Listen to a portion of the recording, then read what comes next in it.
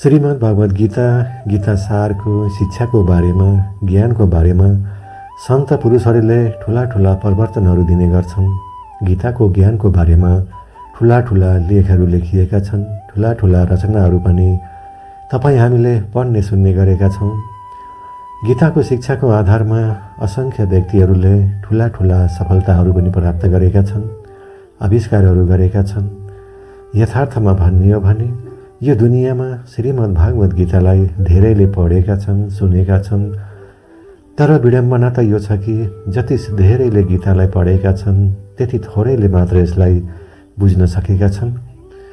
कसैले यसलाई मनोरञ्जनको लागि पढे, कसैले यसलाई सामान्य जानकारीको लागि पढे। जसले पनि श्रीमद् भागवत गीतालाई सामान्य ज्ञान र मनोरञ्जनको लागि पढे, वास्तवमा भन्ने हो भने उनीहरूले भागवत गीताको वास्तविक ज्ञान र यथार्थलाई बुझेका छैनन्। के विशेषता छ त यो गीतामा? मेरो प्रयास यही रहनेछ कि वर्तमानको परिवेशमा श्रीमद् भागवत गीताको शिक्षा ज्ञानले हामीलाई सही मार्गदर्शन गरोस्। सजिलै गीताको ज्ञानलाई, शिक्षालाई, उपदेशलाई सबैले सरल तरिकाले बुझ्न सकियोस् र हाम्रो दैनिकी जीवनमा यसलाई उपयोग गर्न सकियोस्। यद्यपि गीताको बारेमा धेरै कुराहरू भनिएको छ। दुनियाँमा सायदै कोही ग्रन्थ यस्तो पनि कोही होला जति गीताको बारेमा लेखिएको छ, अन्य कुनै पनि ग्रन्थहरूमा लेखिएको छैन। यस्तो के रहस्य छ यो भगवत गीतामा? वर्तमान समयमा त यसको अझ बढी महत्त्व बढ्दै गइरहेको छ। सामान्य भाषामा भन्ने हो भने भागवत गीता एउटा उत्तर हो। मानव जीवनको सबै जटिल समस्याको उत्तर यही गीतामा भरिएको छ।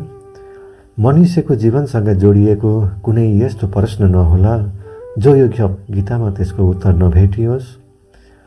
पृथ्वीमा जति पनि मनुष्यले जन्म लिएर आएका छन्, भागवत गीताले उनीहरूलाई यो ज्ञान दिन्छन् कि यो दुनियाँमा सफलता कसरी पाउन सकिन्छ, सकारात्मक सोच, पोजिटिभ एनर्जी कसरी प्राप्त गर्न सकिन्छ, खुसी के हो, जति नै ठुलो समस्यालाई पनि त्यसको समाधान कसरी निकाल्न सकिन्छ, हिम्मत र साहस हारेको बेला मनलाई हौसला र प्रेरणाका कसरी बढाउन सकिन्छ, व्यापार व्यवसायमा कुनै पनि करियरलाई सफल बनाउन के गर्नुपर्छ, कसरी गरेको परिश्रम सफल हुन्छ, हाम्रो जन्मको उद्देश्य के हो, जिन्दगी जिउनुको आनन्द कसरी प्राप्त गर्ने इत्यादि सबै ज्ञानको बारेमा गीतामा सविस्तारले वर्णन गरिएको छ।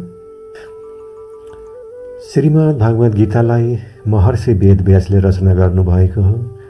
यसमा 18 अध्याय र 700 श्लोकहरू रहेका छन्। प्रत्येक अध्याय र श्लोकमा वेदको उपवेदको सार रहेका छन्। गीता त्यसैको उपनिषद हो। म हजुरहरूलाई यो गीता पढेर प्रत्येक अध्यायबाट के शिक्षा लिन सकिन्छ, के ज्ञान हासिल गर्न सक्छौँ, यसैमा आधारित सरल तरिकाले सजिलै सबैले बुझ्न सकियोस् र रोजमर्रा अथवा दैनिकी जीवनमा यसलाई उपयोग गर्न सकियोस्। यही उद्देश्यले हजुरहरू समक्ष म राजु पराजुले श्रीमद् भगवद गीताको गीतासारको ज्ञान लिएर उपस्थित भएको छु। म आज यसमा प्रत्येक श्लोकहरूको अनुवाद गरेर यसलाई कसरी सजिलै यसबाट के ज्ञान प्राप्त गर्ने सकिन्छ भावार्थ मात्र प्रस्तुत गर्नेछु। आगामी दिनमा म प्रत्येक श्लोकहरूको साथ त्यसको उत्तर पनि लिएर उपस्थित हुनेछु। आजलाई भने म यी भगवत गीतामा लेखिएका सम्पूर्ण अध्यायको निचोड, त्यो अध्याय पढेर हामीले के ज्ञान प्राप्त गर्न सक्छौँ, के शिक्षा छ, यसको बारेमा मात्र हजुरलाई जानकारी गराउन गइरहेको छु। भिडियोलाई सुरुदेखि अन्तिमसम्म सुन्नुहोला, मनन गर्नुहोला। नबुझेको कुराहरू तपाईँले सोध्न सक्नुहुन्छ। हामीहरू चारै वेद पुराणहरू, भागवत गीता, रामायण, महाभारत, ज्योतिषशास्त्र इत्यादि सबैको ज्ञानमा आफ्नो सामर्थ्य राख्ने गर्दछौँ। हामीमा भएको ज्ञान, हामीमा गुरुहरूबाट सिकेको शिक्षा र आफै अध्ययन गरेका ज्ञानहरू हामीमा जो छ हजुरहरूलाई पनि सेयर गर्न कोसिस गर्नेछौँ। यदि तपाईँ हाम्रो बारेमा, आफ्नो बारेमा या कसैको बारेमा पनि जान्न चाहनुहुन्छ अथवा ज्योतिषशास्त्रको बारेमा पनि जान्न चाहनुहुन्छ भने हामीलाई कमेन्टमा लेखेर सोध्न सक्नुहुन्छ, जानकारी लिन सक्नुहुन्छ। हामी प्रत्येक कमेन्टको उत्तर दिने गर्दछौँ। तपाईँले यो भिडियो हेरेर यो थाहा हुनेछ कि तपाईँलाई यो भगवद् गीताबाट के शिक्षा प्राप्त हुनेछ र त्यो शिक्षा हाम्रो जीवनमा कति महत्त्व छ भनेर हजुरले जानकारी पाउनुहुनेछ। आउनु सुरु गरौँ सर्वप्रथम प्रथम अध्यायबाट। श्रीमद् भागवत गीता अध्याय 1 अर्जुन विषाद योग। यो अध्यायमा 47 श्लोकहरू रहेका छन्।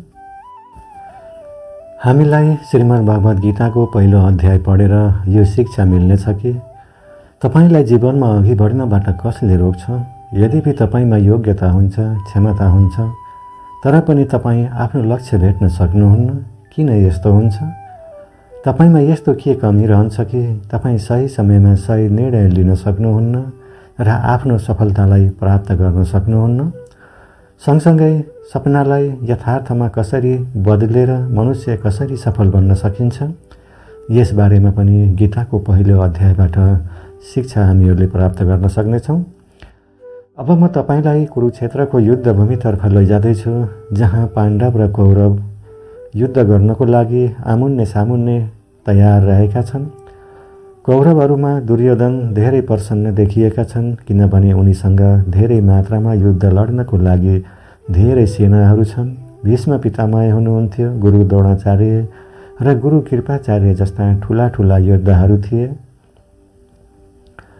पाण्डवहरूको सेनामा भने अर्जुन, भीम सहित 5औं पाण्डव र भगवान कृष्ण, अभिमन्यु र द्रौपदीका 5 पुत्र आदि थिए। वास्तवमा भनियो भने यो युद्ध एउटा पारिवारिक युद्ध नै थियो। पाण्डव र कौरवहरूको लागि गुरु द्रोणाचार्य र कृपाचार्य दुवै एउटै थिए। भीष्म पितामह पनि हुनुहुन्थ्यो। सँगै कौरव र पाण्डवहरू पनि आफ्नै भाइ भाइका छोराहरू थिए। र युद्धभूमिमा भने दुवै पक्षहरू आफ्नो जित सुनिश्चित गर्न चाहन्थे। जब रणभूमिमा युद्धको लागि शङ्खनादको उद्घोष बज्यो, तब अर्जुनले श्री कृष्णसँग यो भन्नुभयो कि हे कृष्ण, मेरो रथलाई दुवै सेनाको बीचमा लगेर एकपटक उभ्याउनुहोस्, ताकि म यो देख्न सकूँ कि म कोसँग युद्ध लड्ने हो र मैले कसलाई मार्नुपर्ने हो।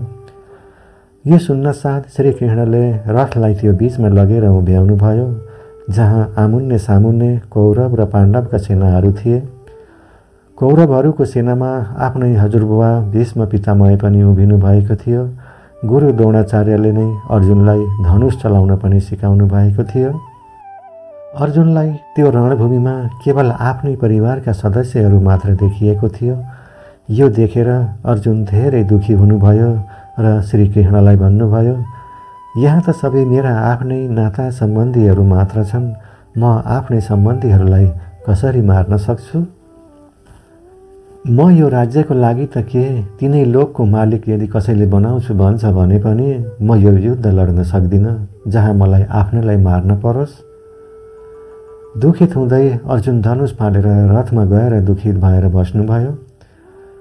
यसरी हामीलाई यो प्रथम अध्यायबाट यो सिक्न मिल्छ कि यथार्थमा भनियो भने वास्तविकता सोचभन्दा धेरै फरक हुने गर्दछ। हामीलाई यो थाहा हुँदैन कि हामीहरू जो कार्य गर्ने सोच लिएर अघि बढ्ने प्रयास गर्छौँ, त्यहाँ के हुन सक्छ। जब हामी कहिले नराम्रो कार्यको सामना गर्छौँ भने हामीहरू आफ्नो धैर्यलाई त्याग दिने गर्छौँ। मनै मनमा डर उत्पन्न गराउँछौँ र डरको कारण हामी आफै आफ्नो हैसियत के हो हाम्रो यो नै भुल्ने गर्छौँ। त्यस्तै यहाँ यस्तै भएको छ। यद्यपि अर्जुन यहाँ युद्ध कलामा मास्टर नै थिए। युद्ध लड्न सक्ने लडाकुपना पनि उनीसँग थियो। यथार्थ भनियो भने युद्ध लड्नको लागि हतियार चलाउन जानेर मात्र हुँदैन, त्यसको लागि त आत्मबल पनि बलियो हुनुपर्छ। युद्धको मैदानमा धनुष उठाएर युद्ध लड्न आएका अर्जुनलाई आफ्नो कर्तव्यबाट नै विचलित कसरी बनाउन सक्यो? उनलाई आफ्नै सगा सम्बन्धी र गुरुहरूप्रति मोह जाग्यो र उनले युद्ध गर्ने कि नगर्ने यो नै फैसला लिन सक्दैनन्। त्यसैले यसबाट हामीलाई यो शिक्षा मिल्छ कि जीवनमा हामी आफ्नो लक्ष्य प्राप्ति गर्न त चाहन्छौँ, तर त्यो मिल्दैन भने ठुलो कारण यो हो कि हामी आफ्नो मोहलाई त्याग्न सक्दैनौँ। त्यसैले हामी आफ्नो कर्तव्यबाट नै विचलित बन्ने गर्छौँ। अर्जुन क्षेत्रीय नै थिए, युद्ध कलामा कुशल थिए, तर आफ्नैको मोहले गर्दा आफ्नो कर्तव्य नै उनले त्यहाँ भुले। यसरी हेर्दा सरल शब्दमा भन्नुपर्दा तपाईँले यो बुझ्नुपर्छ कि तपाईँ यदि कसैसँग धेरै माया प्रेम गर्नुहुन्छ तर उसले तपाईँको कुनै कदर नै गर्दैन भने यस्तो माया प्रेम पनि तपाईँले त्याग गर्न सक्नुपर्छ। यो अध्याय 1बाट हामीलाई यही शिक्षा प्राप्त हुने गर्दछ। अब लागौँ दोस्रो अध्यायतर्फ। श्रीमद् भागवत गीता अध्याय 2 साङ्ख्य योग अध्याय 2मा 72 श्लोकहरू रहेका छन्। अध्याय 2बाट हामीलाई यो शिक्षा प्राप्त हुन्छ कि आत्मा, मृत्यु, पुनर्जन्म साथै सही समयमा सही निर्णय कसरी लिएर मात्र आफ्नो लक्ष्यलाई प्राप्त गर्न सकिन्छ। यो ज्ञान हामीलाई अध्याय 2 साङ्ख्ययोगबाट मिल्ने गर्छ। साथै रिस र क्रोध किन मनुष्यले गर्ने गर्छ र त्यसको समाधान कसरी निकाल्न सकिन्छ, कसरी तपाईँ जीवनमा खुसी पाउन सक्नुहुन्छ, परिश्रम कसरी गर्नुपर्छ, कसरी गरेको परिश्रमबाट धेरै सफलताहरू प्राप्त गर्न सकिन्छ, यी सबै शिक्षा हामीलाई अध्याय 2बाट सिक्न मिल्ने गर्दछ, सिक्न सकिन्छ हामीहरू। जब अर्जुनले युद्ध लड्नबाट इन्कार गर्नुहुन्छ तब सारथी श्री कृष्णले अर्जुनलाई भन्नुहुन्छ कि हे अर्जुन, तिमीलाई अचानक यो के भयो? जसरी तिमी यति कमजोर कुराहरू गरिरहेका छौ, तिमी जस्ता महान योद्धाको मुखबाट यस्ता कुरा गर्नु उचित हुँदैन। त्यसैले तिमीले आफ्नो मनको कमजोरीलाई छोडेर फेरि युद्धको लागि तयार हुनुपर्छ। यो सुनेर अर्जुन भन्नुहुन्छ, म कसरी आफ्नै गुरु द्रोणाचार्य र हजुरबुबा भीष्म पितामहको वध गर्न सक्छु? वध गर्नको लागि म आफ्नो धनुष चलाऊँ, किनभने उहाँहरू त मेरो लागि सधैँ भगवान जस्तै पूजनीय हुन्। यो युद्ध लड्नुभन्दा त बरु म सन्यासी बन्छु, किनभने मैले आफ्नैलाई मारेर युद्ध जिते पनि मेरै हार हुनेछ। मैले यहाँ के सही हो र के गलत हो यही निर्णय नै लिन सकिरहेको छैन। त्यसैले मेरो सही मार्गदर्शन गर्नुहोस् हे श्री कृष्ण। यो सुनेर श्री कृष्ण अर्जुनलाई भन्नुहुन्छ, हे अर्जुन, तिमी जस्तो योद्धाले अरूको मृत्युलाई लिएर डराउनु हुँदैन। त्यसै पनि तिमीलाई के लाग्छ यिनीहरूलाई तिमीले मारेर मर्नेछन् र तिमीले नै के यिनीहरूलाई मार्नेछौ? यी सबैको साथै तिम्रो पनि पछिल्लो जन्म पनि थियो, अघिल्लो जन्म पनि हुनेछ। त्यसैले तिमी जो सोचेर दुखी भइरहेका छौ त्यो ज्ञान नै तिम्रो लागि अधुरो ज्ञान हो। रह्यो कुरा यिनीहरूलाई मारेर तिमीलाई पाप लाग्नेको, तिमी यो बुझ कि यिनीहरूलाई मार्ने तिमी होइनौ बल्कि मै नै हुँ। तिमी त यिनीहरूको मृत्युको कारण मात्र हौ र यिनीहरू मृत्यु पश्चात पनि मेरै शरणमा आउनेछन्, किनभने यिनीहरू शरीर होइनन् मात्र आत्मा हुन् र आत्मालाई कुनै पनि किसिमले नष्ट गर्न सकिँदैन। आत्मा त अर्को जन्मको लागि शरीरलाई छोडिदिने गर्छ। जसरी तिमी पुरानो कपडालाई त्यागेर नयाँ कपडा धारण गर्ने गर्छौ। हे अर्जुन, जन्म दिने र मार्नेवाला नै मै हुँ। तिमी यो भन, कुनै पनि मृत्यु भइसकेको मनुष्यलाई के तिमी फेरि जीवित गर्न सक्छौ? यदि तिमी मरेकोलाई जीवन दिन सक्दैनौ भने जीवितलाई पनि तिमी मार्न सक्दैनौ, किनभने जीवन दिने पनि मै नै हुँ र मार्नेवाला पनि मै नै हुँ र यिनीहरूको मृत्यु मैले तिम्रै हातबाट हुन लेखेको छु। र अर्जुन, यदि तिमीलाई यस्तो लाग्छ कि आत्मा पनि मर्न सक्छ, तिमी यो बुझ, आत्मा जसरी जन्म लिएर मर्ने गर्छ त्यसले मरेपछि पनि प्रकृतिको चक्र पुरा गर्नको लागि उसले फेरि जन्म लिने गर्छ, जन्म लिनै पर्ने हुन्छ। यसरी पनि आत्माको नष्ट भएन भने प्रकृति नै यसरी चल्छ भने यसको जिम्मेवार तिमी कसरी हुनेछौ? अर्जुन, जो क्षेत्रीयलाई जीवनमा युद्ध लड्ने अवसर प्राप्त हुने गर्छ त्यो त भाग्यमानी मात्र हुँदैन, बल्कि उसको त धर्म र कर्म नै युद्ध गर्नु हो। यदि तिमी यो युद्ध लडेनौ भने यसको अर्थ यो हुनेछ कि तिमीले आफ्नो धर्म र कर्मलाई राम्रोसँग निभाएनौ र तिम्रो नामसँग कलङ्क जोडिनेछ र तिमी जस्तो योद्धाको लागि त कलङ्क त मृत्युभन्दा पनि ठुलो हुनेछ। जसले तिमीलाई धेरै सम्मान दिने गर्थे तिनीहरूले नै तिम्रो कुरा काट्नेछन्, तिम्रो वीरतामा प्रश्न उठाउनेछन्। त्यसैले हे अर्जुन, तिमी सुख दुःख, हार जित र नाफा घाटालाई छोडेर आफ्नो विचारलाई स्थिर बनाऊ र अब युद्ध लड्नको लागि धनुष उठाओ। या त तिमी युद्धमा मरेपछि मेरो शरणमा आउनेछौ, या फेरि विजेता बनेर धरतीमै सुख भोग्नेछौ। हे अर्जुन, तिमीले आजसम्म जति पनि सिकेका छौ ती सबै मेरो ज्ञानको अगाडि त सबै सीमित छन्। तिमी कार्य गर्नु पहिला नै उसको परिणामको बारेमा सोच्ने गर्छौ, जबकि तिमीलाई यो थाहा हुनु जरुरी छ कि त्यो फल दिने नै मै हुँ र कर्म गर्ने तिमी हौ। तिमी आफ्नो काम गर, म अवश्य आफ्नो कार्य गर्नेछु। यो सुनेर अर्जुनले श्री कृष्णसँग प्रश्न गर्नुभयो, तपाईले मेरो मन र विचारलाई संयम राख भन्नुभयो, मेरो लागि यो कसरी सम्भव हुन सक्छ? फेरि श्री कृष्ण बोल्नुहुन्छ, जो व्यक्तिको मनको सबै इच्छाहरू र आफ्नो सबै कर्मको फलको बारेमा सोच्न बन्द गर्दछ, त्यो व्यक्ति नै स्थिर बुद्धिको हुने गर्छ। यस्तो व्यक्तिलाई न त सङ्कट र अप्ठ्यारो परिस्थितिमा दुःख मान्ने गर्छ, न ही कुनै सफलतामा खुसीको अनुभूति पाउने गर्छ। जसको मनदेखि सबै प्रकारको डर, भावना र क्रोध नष्ट हुन्छ, जो शुभ र अशुभको परिणामबाट बाहिर निस्कन्छ, जो आफ्नो इच्छाहरू आफ्नो वशमा गर्न सफल हुन्छ। जस्तै कछुवा आफूलाई आफैभित्र नै सीमित गर्ने गर्छ, त्यही मनुष्यपनको बुद्धि स्थिर हुने गर्छ। किनभने आफ्नो इच्छा र आकाङ्क्षाहरूको बारेमा सोचिरहनाले हामीलाई त्यो इच्छाहरूप्रति मोह बढ्ने गर्छ। मोह बढ्नाले त्यो प्राप्त गर्न मन जाने गर्छ। ती इच्छाहरू प्राप्त गर्नमा कुनै रुकावट आउँछ भने हामीलाई रिस र क्रोध आउने गर्छ। जो मनुष्य रिस र क्रोधले ग्रसित हुन्छ, उसको बुद्धिले काम गर्दैन र उसले आफ्नो धर्म के हो, कर्म के हो सबै भुलेर आफै आफ्नो स्थितिदेखि नै हार मान्ने गर्छ। परन्तु यदि कसैले आफ्नो इच्छाहरूलाई आफ्नो वशमा राखेर उसको गुलाम बन्दैन भने त्यसको अन्तर्मन शुद्ध रहने गर्छ र उसको दुःखको अन्त हुने गर्छ। जब मनुष्यको सबै दुःख नै समाप्त हुन्छ अनि मात्र उसको बुद्धि स्थिर हुन थाल्छ। परन्तु जसको इच्छा, मोह, माया र काममा उसको मनबाट जाँदैन भने त्यो मनुष्य कहिल्यै शान्ति पाउँदैन। जब शान्ति नै पाउँदैन भने त्यो कसरी खुसी रहन सक्छ? उसको त त्यही हाल हुने गर्छ जो डुङ्गाको इच्छाको हावा कुनै विपरीत दिशामा चलेको हुन्छ र डुङ्गा त्यही हावा जता चलेको छ उतै चल्ने गर्छ। त्यही दिशामा त्यो डुङ्गालाई लैजाने गर्छ। स्थिर बुद्धि भएको प्राणी त त्यो समुद्र जस्तै हुने गर्छ, जसमा चाहे जति नै नदीहरू आएर मिलुन् फेरि पनि उसलाई कुनै फरक पर्दैन।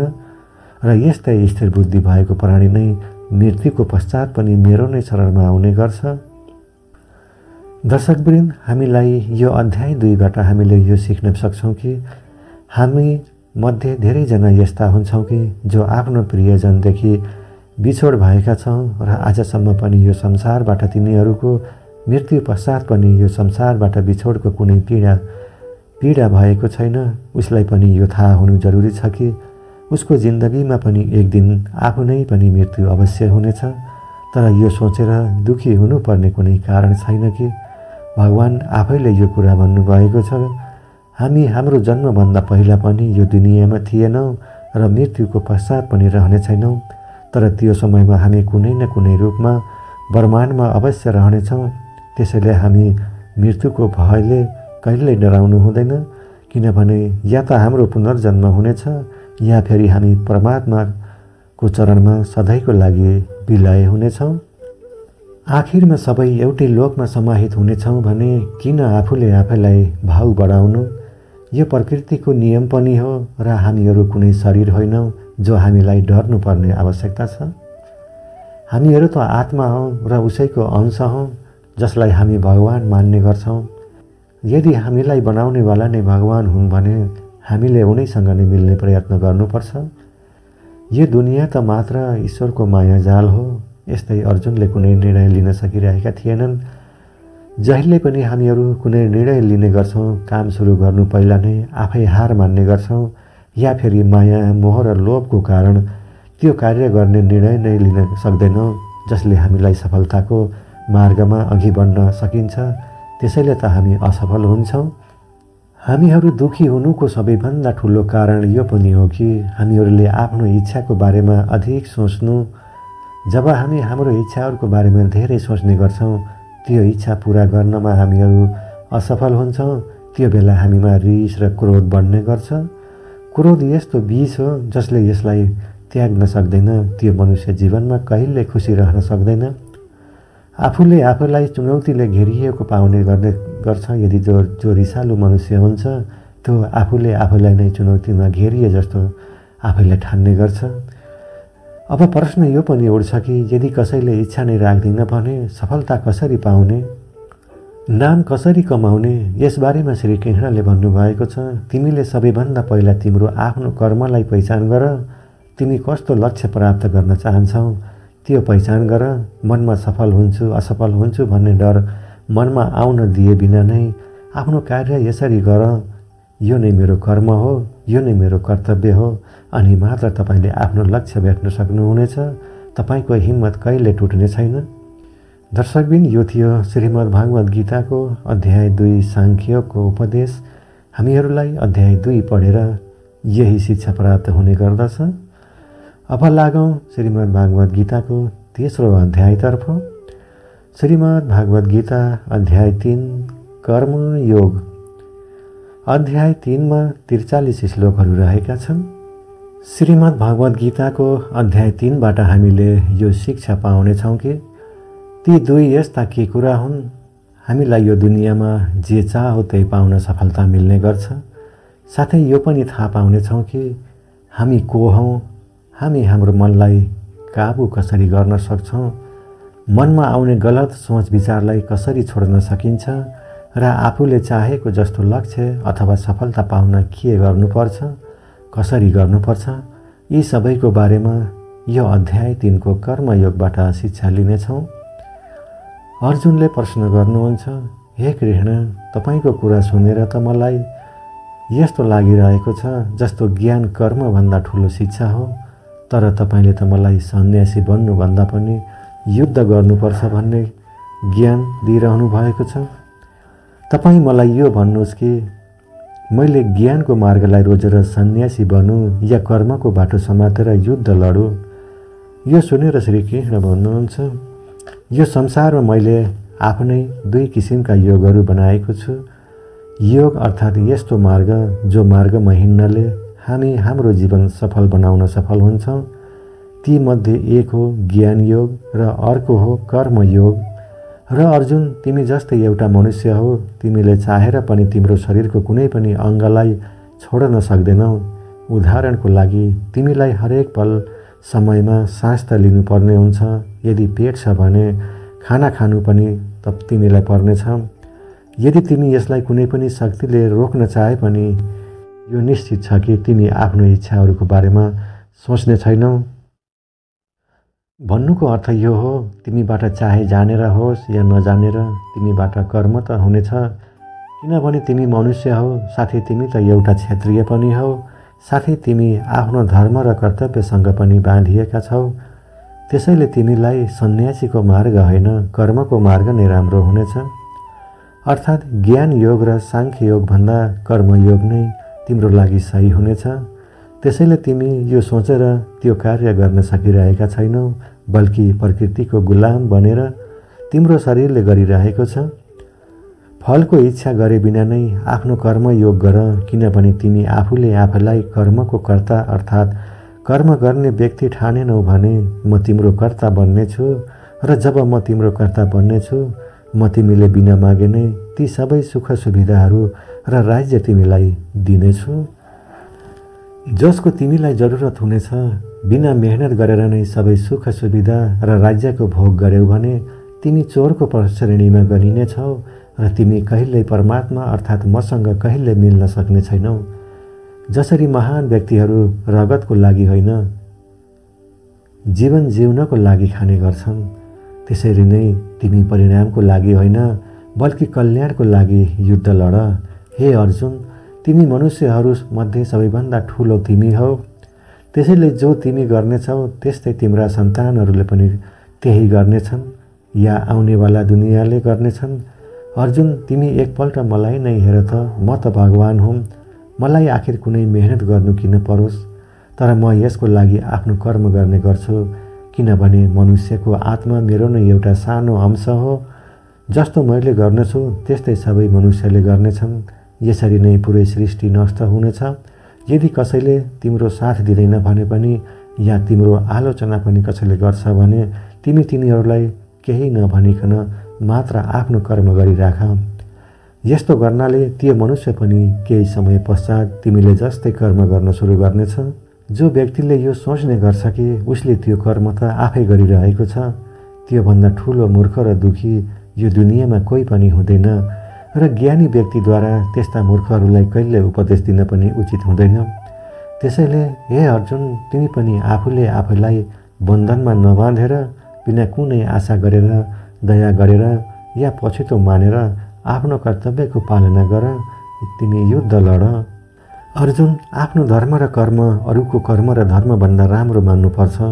हाम्रो आफ्नो धर्म या धर्मको पालना गर्नमा कुनै कमी रहन गयो भने यो सुनेर अर्जुन फेरि प्रश्न गर्नुहुन्छ, यदि मनुष्य सबै उसै परमात्माको नै एउटा अंश हो भने उसद्वारा किन गल्तीहरू हुने गर्छन् अनि उसले नराम्रो काम किन गर्छ? यो सुनेर श्री कृष्णले भन्नुभयो, मनुष्यको शरीर भोग विलासको चाहना राख्ने गर्छ, किनभने उसको प्रकृति नै त्यस्तो हुन्छ। त्यसैले उसले आफ्नो इच्छा गर्न सकेन भने उसमा क्रोध बढ्ने गर्छ। जसरी धुवाँको कारण आगो देखिँदैन, त्यस्तै काम र क्रोधको कारणले मनुष्यले आफ्नो धर्म, कर्म र परमात्मालाई नै देख्न छोड्ने गर्छ। कर्म र परमात्मालाई देख्न सकिँदैन। त्यही कारणले रिस र क्रोध र कामनाहरूमा आएर मनुष्यले आफ्नो नियन्त्रण नै गर्न सक्दैन र नचाहँदा चाहँदै पनि गलत कार्य गर्ने गर्छ।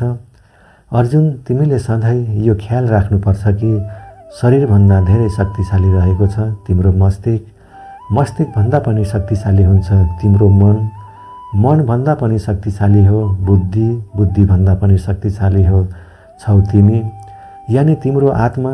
त्यसैले हे अर्जुन, तिमी तिम्रो आत्मादेखि तिम्रो बुद्धिलाई बसमा राख। बुद्धिले मनलाई बसमा राख्नेछ, मनले मस्तिष्कलाई नियन्त्रण गर्नेछ र मस्तिष्कले शरीरलाई नियन्त्रण गर्नेछ, यानि तिम्रो अशुभ कर्मलाई नियन्त्रण गर्नेछ। यसरी हामीले अध्याय 3बाट वर्तमानको समय अनुसार बुझ्ने हो भने यो दुनियाँमा परिणाम दुई कारणले मात्र मिल्ने गर्छ, ज्ञान र कर्मबाट। तर यी दुवै फरक फरक हुन्। अहिलेको जमानामा त यी दुवैलाई मिलाएर हेर्ने हो भने हाम्रो लागि ज्ञान पनि अति आवश्यक हुन्छ। ज्ञानको मतलब मात्र यो होइन कि परीक्षा पास गर्नको लागि मात्र सीमित रहेर ज्ञान हासिल गरिन्छ। ज्ञानको अर्थ त यो हो कि हामी सबैभन्दा पहिला यो जान्नुपर्छ कि हाम्रो लक्ष्य के हो, हाम्रो उद्देश्य के हो, हाम्रो क्षमता र एजेन्डाहरू के छन्। यी सबैलाई मिलाएर नै एउटा लक्ष्य तय गरिने गरिन्छ र त्यही अनुसार नै अगाडि बढ्न सक्नु नै ज्ञान हो। यसको अतिरिक्त तपाईलाई यो पनि थाहा हुनु जरुरी हुन्छ कि यो शरीर तिम्रो होइन, मात्र एउटा आत्मा हो। तिम्रो आत्मा यानि तिमी आफै तिम्रो विचार, सिद्धान्त र सोचभन्दा धेरै माथि छौ। यदि तिमी यो बुझ्यौ भने तिमी जीवनमा 100% सफल हुनेछौ। यो अध्यायमा अर्को पाटो यो पनि रहेको छ, कर्मयोग। परिश्रमद्वारा गरिने कार्य कर्मको बारेमा श्री कृष्ण भन्नुभएको छ। हामी जब कुनै पनि कर्म गर्छौँ, हामी कहिल्यै यो सोच्नु हुँदैन कि यो कर्म मैले गरिरहेको छु। जब हामी यो सोच्ने छैनौँ कि हामी कार्य गरिरहेका छैनौँ, तब यसको दुई फाइदा हुनेछन्। एउटा त यो हो कि हामी हाम्रो कामको परिणामको कस्तो हुन्छ भनेर चिन्तित हुने छैनौँ। दोस्रो यो हुनेछ कि तपाईँ मनैदेखि लगनशील भएर काम गर्न सक्नुहुनेछ। यसको सँगै तपाईँले कहिले पनि राम्रो होस् या नराम्रो होस्, प्राप्त परिणामलाई लिएर दुखी कहिले हुनु हुँदैन। श्री कृष्णको भनाइअनुसार मनुष्यलाई मात्र कर्म गर्ने अधिकार दिएको हो। तपाईँले आफैलाई परमात्माले दिएको एउटा सानो अंश मात्र बुझ्नुहोस्। यो थियो श्रीमद् भगवद गीता अध्याय 3 को शिक्षा, कर्मयोगको शिक्षा। अब अध्याय 4 को शिक्षाको बारेमा चर्चा गरौँ। श्रीमद् भगवद गीता अध्याय 4 ज्ञान कर्म सन्यास योग। अध्याय 4 मा 42 श्लोकहरू रहेका छन्। अध्याय 4बाट हामीले यो ज्ञान पाउनेछौँ कि भगवानले कुन रूपमा यो धरतीमा र कहिले अवतार लिने गर्नुहुन्छ, भगवानलाई कसरी प्राप्त गर्न सकिन्छ, गुरुद्वारा ज्ञान कसरी लिनुपर्छ, ज्ञान लिन किन आवश्यक छ, इत्यादि शिक्षा हामीले अध्याय 4बाट प्राप्त गर्नेछौँ। यस बारेमा श्रीकृष्ण भन्नुहुन्छ, हे अर्जुन, म तिमीलाई जो महान गीता ज्ञान सुनाउँदैछु त्यो धेरै पहिला मैले यो पृथ्वीमा भनिसकेको थिएँ, तर समयको साथ त्यो हराउँदै गयो, लुप्त हुँदै गयो र आज म फेरि तिमीलाई सुनाउँदैछु। यो सुनेर अर्जुन भन्नुहुन्छ, हे कृष्ण, तपाईँ त अहिले वर्तमान कालमा हुनुहुन्छ, फेरि तपाईँले धेरै पहिला नै यो कसरी गर्नुभयो? प्रश्नको उत्तर दिँदै श्रीकृष्ण भन्नुहुन्छ, अर्जुन, तिमीलाई थाहा छैन कि तिम्रो र मेरो कति जन्म भइसकेको छ। जब जब यो संसारमा धर्मको नाश हुने गर्छ तब तब म अधर्मको नाश गर्नको लागि यो धरतीमा मानवको रूपमा प्रकट हुने गर्छु र कर्म गरेर आफ्नो शरीर यहीँ छोडेर वापस जाने गर्छु। जो शिष्यले मलाई प्रेम गर्ने गर्छ, मैले पनि आफ्ना शिष्यलाई प्रेम गर्ने गर्छु। मैले नै यो संसारको निर्माण गरेँ, तर पनि मैले यो सोचिनँ कि यो सृष्टिको उत्पत्ति मैले गरेको हुँ। त्यसैले मनुष्यले पनि कर्म गर्दा यो सोच्नु हुँदैन कि यो मैले गरिरहेको छु। जो मनुष्यले कुनै पनि कर्मको फल तथा सुख दुःखदेखि हटेर जो कर्म गर्ने गर्छ त्यो नै सफल बन्ने गर्छ। जसलाई आफ्नो शरीरदेखि घमण्ड हुँदैन, उसलाई बसमा राख्ने गर्छ, त्यो मनुष्य नै महान बन्ने गर्छ। र अर्जुन, जो मनुष्य यो धरतीमा खुसी रहन सक्दैन भने त्यो कुनै पनि लोकमा गएर खुसी हुँदैन, उसले खुसी पाउन सक्दैन। त्यसैले सबै मनुष्यले आफ्नो गुरुलाई चिनेर आफ्नो हृदयलाई जितेर लोभ, लालच, मोह आदिलाई छोडेर उनीहरूको सेवा गरेर अघि बढ्नुपर्छ। हे अर्जुन, तिमी जति सत्य र साँचो हुन्छौ त्यति नै एक्लो हुन्छौ, किनकि अनावश्यक भिड त असत्य र झुटको नै पछि लाग्ने गर्छ। उनीहरूबाट त्यो ज्ञान सिक्नुपर्छ ताकि ठुला ठुला पापी पनि मेरो शरणमा आउन सकुन्। जसरी आगोले सुकेको काठलाई सजिलै जलाउने गर्छ, त्यसरी नै गुरुद्वारा सिकेको ज्ञानले अज्ञानताको अन्धकारलाई मिटाएर ज्ञानको प्रकाश छर्ने गर्छ। लगातार सत्य कर्म गर्ने मनुष्य मात्र तथा म प्रति श्रद्धा राख्नेलाई नै म प्राप्त हुने गर्छु। त्यसैले जसले पनि कर्मयोगद्वारा सबै कर्महरूलाई गरेर आफैमा योग्य मानेर परमात्मालाई अर्पण गर्ने गर्छन्, त्यस्ता मनुष्यलाई उनीहरूले गरेको कर्मको फल मैले नै दिने गर्छु। त्यसैले हे अर्जुन, तिमी पनि ज्ञान बुझ कि कर्म तिमीले होइन बल्कि मैले गरिरहेको छु। यो चौथो अध्यायमा साफ साफ यो भनिएको छ कि जब जब यो धरतीमा यो धरतीमा मानवता हराएर जाने गर्छ, सबैतिर नकारात्मक ऊर्जा बन्ने गर्छ, तब तब भगवान कुनै न कुनै रूपमा प्रकट भएर धर्मलाई पुनः स्थापित गराउने गर्नुहुन्छ। यसमा यो पनि भनिएको छ कि यदि तपाईँ कसैबाट केही सिक्न चाहनुहुन्छ भने सबैभन्दा पहिला तपाईँको मनमा उसप्रति सकारात्मक सोच सद्भाव हुनुपर्छ। कुनै लालच हुनु हुँदैन, कुनै नकारात्मक सोच पनि हुनु हुँदैन। हामीलाई ज्ञान दिन र लिन किन आवश्यक छ? किनकि हामी चाहे जुनसुकै क्षेत्रमा पनि कार्य गर्न सक्छौँ।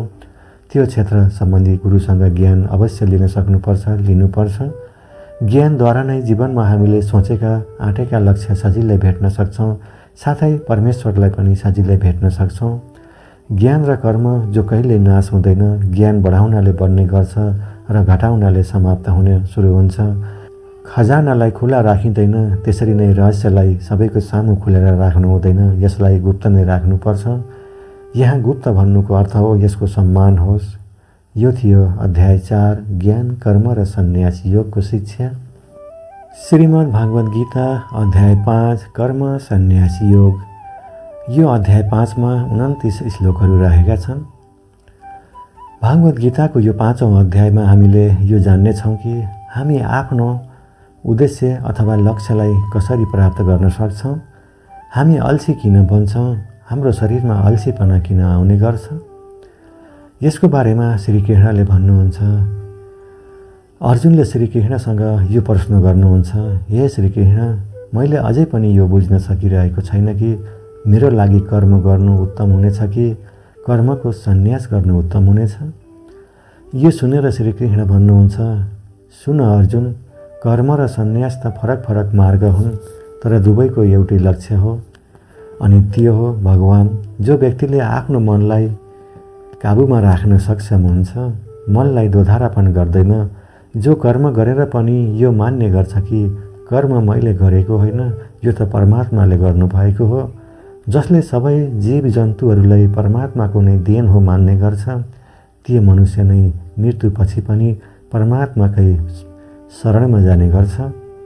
महान पुरुषले आफ्नो सबै कार्य आफै गर्ने गर्छन् र अरूको कल्याणको लागि समर्पित भाव राख्ने गर्छन्। परमात्माले कहिले पनि मनुष्यलाई नराम्रो काम गर्नको लागि प्रेरित गर्दैनन्। आफ्नै क्रोध र मोहको कारणले नै मनुष्यले गलत कार्य गर्ने गर्छन् र त्यही अनुसारको फल प्राप्तिको भागीदार बन्ने गर्छन्। हे अर्जुन, मैले त मात्र तिमी जस्तो कर्म गर्छौ त्यस्तै उनीहरूलाई फल दिने गर्छु। यो शरीरलाई चाहे जति पनि सुख देऊ, उसको इच्छा कहिले पनि पुरा हुँदैन। त्यसैले अर्जुन, तिमी जस्तो बुद्धिमानी व्यक्तिको लागि आफ्नो शरीरमा मन लगाउनु राम्रो होइन। यो संसारको सच्चा योगी त उनी हुन् जसले आफ्नो शरीरको नाश हुनुभन्दा पहिला नै आफ्नो क्रोधको नाश गरिसकेका हुन्छन्, जसले सबै प्राणीहरूको बारेमा हित सोच्ने गर्छ, जसको मन कुनै पनि नराम्रो कर्ममा जाँदैन र जो दोधार मनलाई आफ्नो बसमा राखेर परमात्माको शरणमा जाने गर्छ, परमात्मालाई सम्झने गर्छ, त्यही मनुष्य नै सुखी पनि छ र परमेश्वरसहित सबैको प्यारो पनि उही छ। हे अर्जुन, यो मन, बुद्धि, इच्छा, कामना, मोह, माया, आशा, डर र क्रोध नै तिम्रा शत्रुहरू हुन्। यी सबैलाई तिमी आजैदेखि त्याग गर। हाम्रो यो शरीर सधैँ सुखी रहन चाहन्छ, किनभने हाम्रो शरीर वस्तु नै हो। यदि उसमा आत्मा हुँदैन भने तर हामीहरू यो सोच्ने गर्छौँ कि हामी त एउटा शरीर हौँ, यिनी मेरो आँखा हुन्, यिनी मेरा हात हुन् र अब मेरो शरीर मलाई आराम गर्नको लागि प्रेरित गरिरहेको छ। यसको मतलब यो हुन्छ कि हाम्रो शरीर नै हाम्रो बुद्धिमा दबाब दिइरहेको हुन्छ। त्यसैले हामीहरूले यो बुझ्नु जरुरी छ कि हामी एउटा आत्मा हौँ र यो शरीरलाई हामी जसरी आफ्नो बुद्धिले चलाउन चाहन्छौँ त्यसरी नै चल्ने गर्छ। जो ज्ञान भगवद् गीतामा दिएको छ त्यो ज्ञान यदि मनुष्यले श्रवण गर्छ भने उसलाई परमात्मासँग भेट गराउन सक्छ। साथै यी सबै ज्ञान हाम्रो जीवनमा प्रयोग गर्न सक्यौँ भने हामी हाम्रो लक्ष्यलाई सजिलै प्राप्त गर्न सफल हुनेछौँ। जसरी यहाँ भनिएको छ, भगवानको प्राप्तिको लागि मनलाई बसमा राख्नु अत्यन्तै जरुरी हुन्छ, त्यसरी नै हाम्रो जीवनमा सफल बन्नको लागि मनलाई आफ्नो बसमा राख्न सक्नु अत्यन्त जरुरी हुन्छ। दर्शकबिन, यो थियो श्रीमद् भगवद् गीताको अध्याय 5 कर्म सन्यास योगको शिक्षा। हामीहरूलाई यो अध्याय 5 पढेर यो शिक्षा प्राप्त हुने गर्दछ। श्रीमद् भगवद् गीता अध्याय 6 आत्मसंयम योग। यो अध्याय 6 मा 47 श्लोकहरू रहेका छन्। यो अध्याय 6 मा हामीहरूलाई यो शिक्षा प्राप्त हुने गर्छ कि एउटा सन्यासी अथवा योगी कसरी बन्न सकिन्छ। सामान्य भाषामा भन्नुपर्दा आजको वर्तमान समयमा यदि कोही मनुष्य आफ्नो जीवनमा ठुलो उपलब्धि प्राप्त गर्न चाहना राख्छ भने साथै सँगै यो पनि ज्ञान हासिल हुनेछ कि हामी हाम्रो जीवनमा जति नै कठोर परिश्रम गर्दा पनि कहिल्यै सफल बन्न सकेनौँ भने यसको लागि के गर्नुपर्छ, यसबारेमा पनि शिक्षा प्राप्त गर्नेछौँ। यसबारेमा अर्जुनसँग श्री कृष्ण भन्नुहुन्छ, हे अर्जुन, मात्र आफ्नो शारीरिक आनन्दलाई त्याग गर्ने मनुष्य नै योगी अथवा सन्यासी हुँदैन, बल्कि जो व्यक्ति गर्न सक्ने योग्य सबै कार्यलाई गरिरहेर त्यसबाट प्राप्त फलको लोभ लालच गर्दैन, त्यो नै असलमा योगी अथवा सन्यासी हुने गर्छ। जो व्यक्तिले आफ्नो मनलाई जितिसकेको छ उसको लागि यो संसारमा तथा केही माथि पनि विजय हुनुपर्ने आवश्यकता हुँदैन र जसको मन सधैँ दोधारमा भटक्ने गर्छ उसको लागि यो संसारमा केही पनि प्राप्त गर्न सजिलो भने छैन। किनभने हाम्रो हामीबाट गुलाम भएको मन हाम्रै भित्र बन्ने गर्छ र यही हामी सधैँ उसको गुलाम बन्ने गर्छौँ। तब नै त्यो हाम्रो सबैभन्दा ठुलो शत्रु बन्ने गर्छ। जो व्यक्ति आफ्नो मन तथा संसारको कुनै पनि विचार भावना या वस्तुदेखि मोहित हुँदैन, साथै मित्र दुश्मन पापी सबै जीव जन्तुहरूप्रति समान व्यवहार गर्ने गर्छ, त्यो नै असलमा योगी बन्न लायक हुने गर्छ र असली योगीको नै त्यो पहिचान हुने गर्छ। अर्जुन, तिमीमा पनि यही तरहको योगी भावना आउँछ भने बिना कुनै आशा गरेर बिना कसैको भयले आफ्नो मनलाई मित्र बनाएर मेरो ध्यान गर्ने गर। यस्ता योगी निद र भोजन पनि यति नै गर्ने गर्छन् जति आवश्यकता हुने गर्छ। यस्तो योगी यसरी नै आफ्नो वचनमा स्थिर रहने गर्छ, जस्तै सबैतर्फबाट रोकिएको हावाको बीचमा दीपकको प्रकाश हुने गर्छ। जहिले पनि उसको मन यताउता भटक्न थाल्ने गर्छ, तब तब आफ्नो इच्छालाई बसमा राखेर मनलाई केन्द्रित गर्नुपर्छ र यसरी नै कुनै योगी सम्पूर्ण ध्यानको अवस्थामा आउने गर्छ अनि मात्र उसको जीवनमा आइपर्ने जति नै ठुलो चुनौती अथवा दुःख पनि उसलाई केही असर गर्न सक्दैन। यो सुनेर अर्जुन भन्नुहुन्छ, तर हे कृष्ण, यो मन त धेरै नै चञ्चल र एकहोरो मात्र छ। यसलाई एउटै स्थानमा केन्द्रित गर्नु त हावालाई एउटै दिशामा मात्र रोक्नु जस्तो नै हुन्छ, धेरै चुनौती छ। यो सुनेर कृष्ण भन्नुहुन्छ, यो सत्य हो कि मनलाई एउटै स्थानमा मात्र केन्द्रित गर्न अथवा बसमा राख्न कठिन हुन्छ, तर यो पनि जान्नुपर्छ कि बारम्बार योग, विश्वास र आत्मविश्वासद्वारा नै ठुलो असम्भवलाई पनि सम्भव बनाउन सकिन्छ। यो सुनेर अर्जुन फेरि प्रश्न गर्नुहुन्छ कि हे कृष्ण, यदि कुनै योगी यसरी नै ध्यान केन्द्रित गरेर कुनै योग गर्छ भने तर अन्तिम समयमा कुनै कारणवश उसको मन भटक्न थाल्यो भने के उसको सबै परिश्रम बेकार हुन्छ त? यसको उत्तर पनि श्री कृष्णले दिनुभएको छ, होइन अर्जुन, निरन्तर परमात्माको तर्फ बढ्नु सबै आत्माको अधिकार हो। यदि कुनै कारणवश त्यो योगी आत्मयोगको मार्गदेखि विचलित पनि हुन्छ भने उसलाई योग भ्रष्ट पुण्य प्राप्ति हुने गर्छ।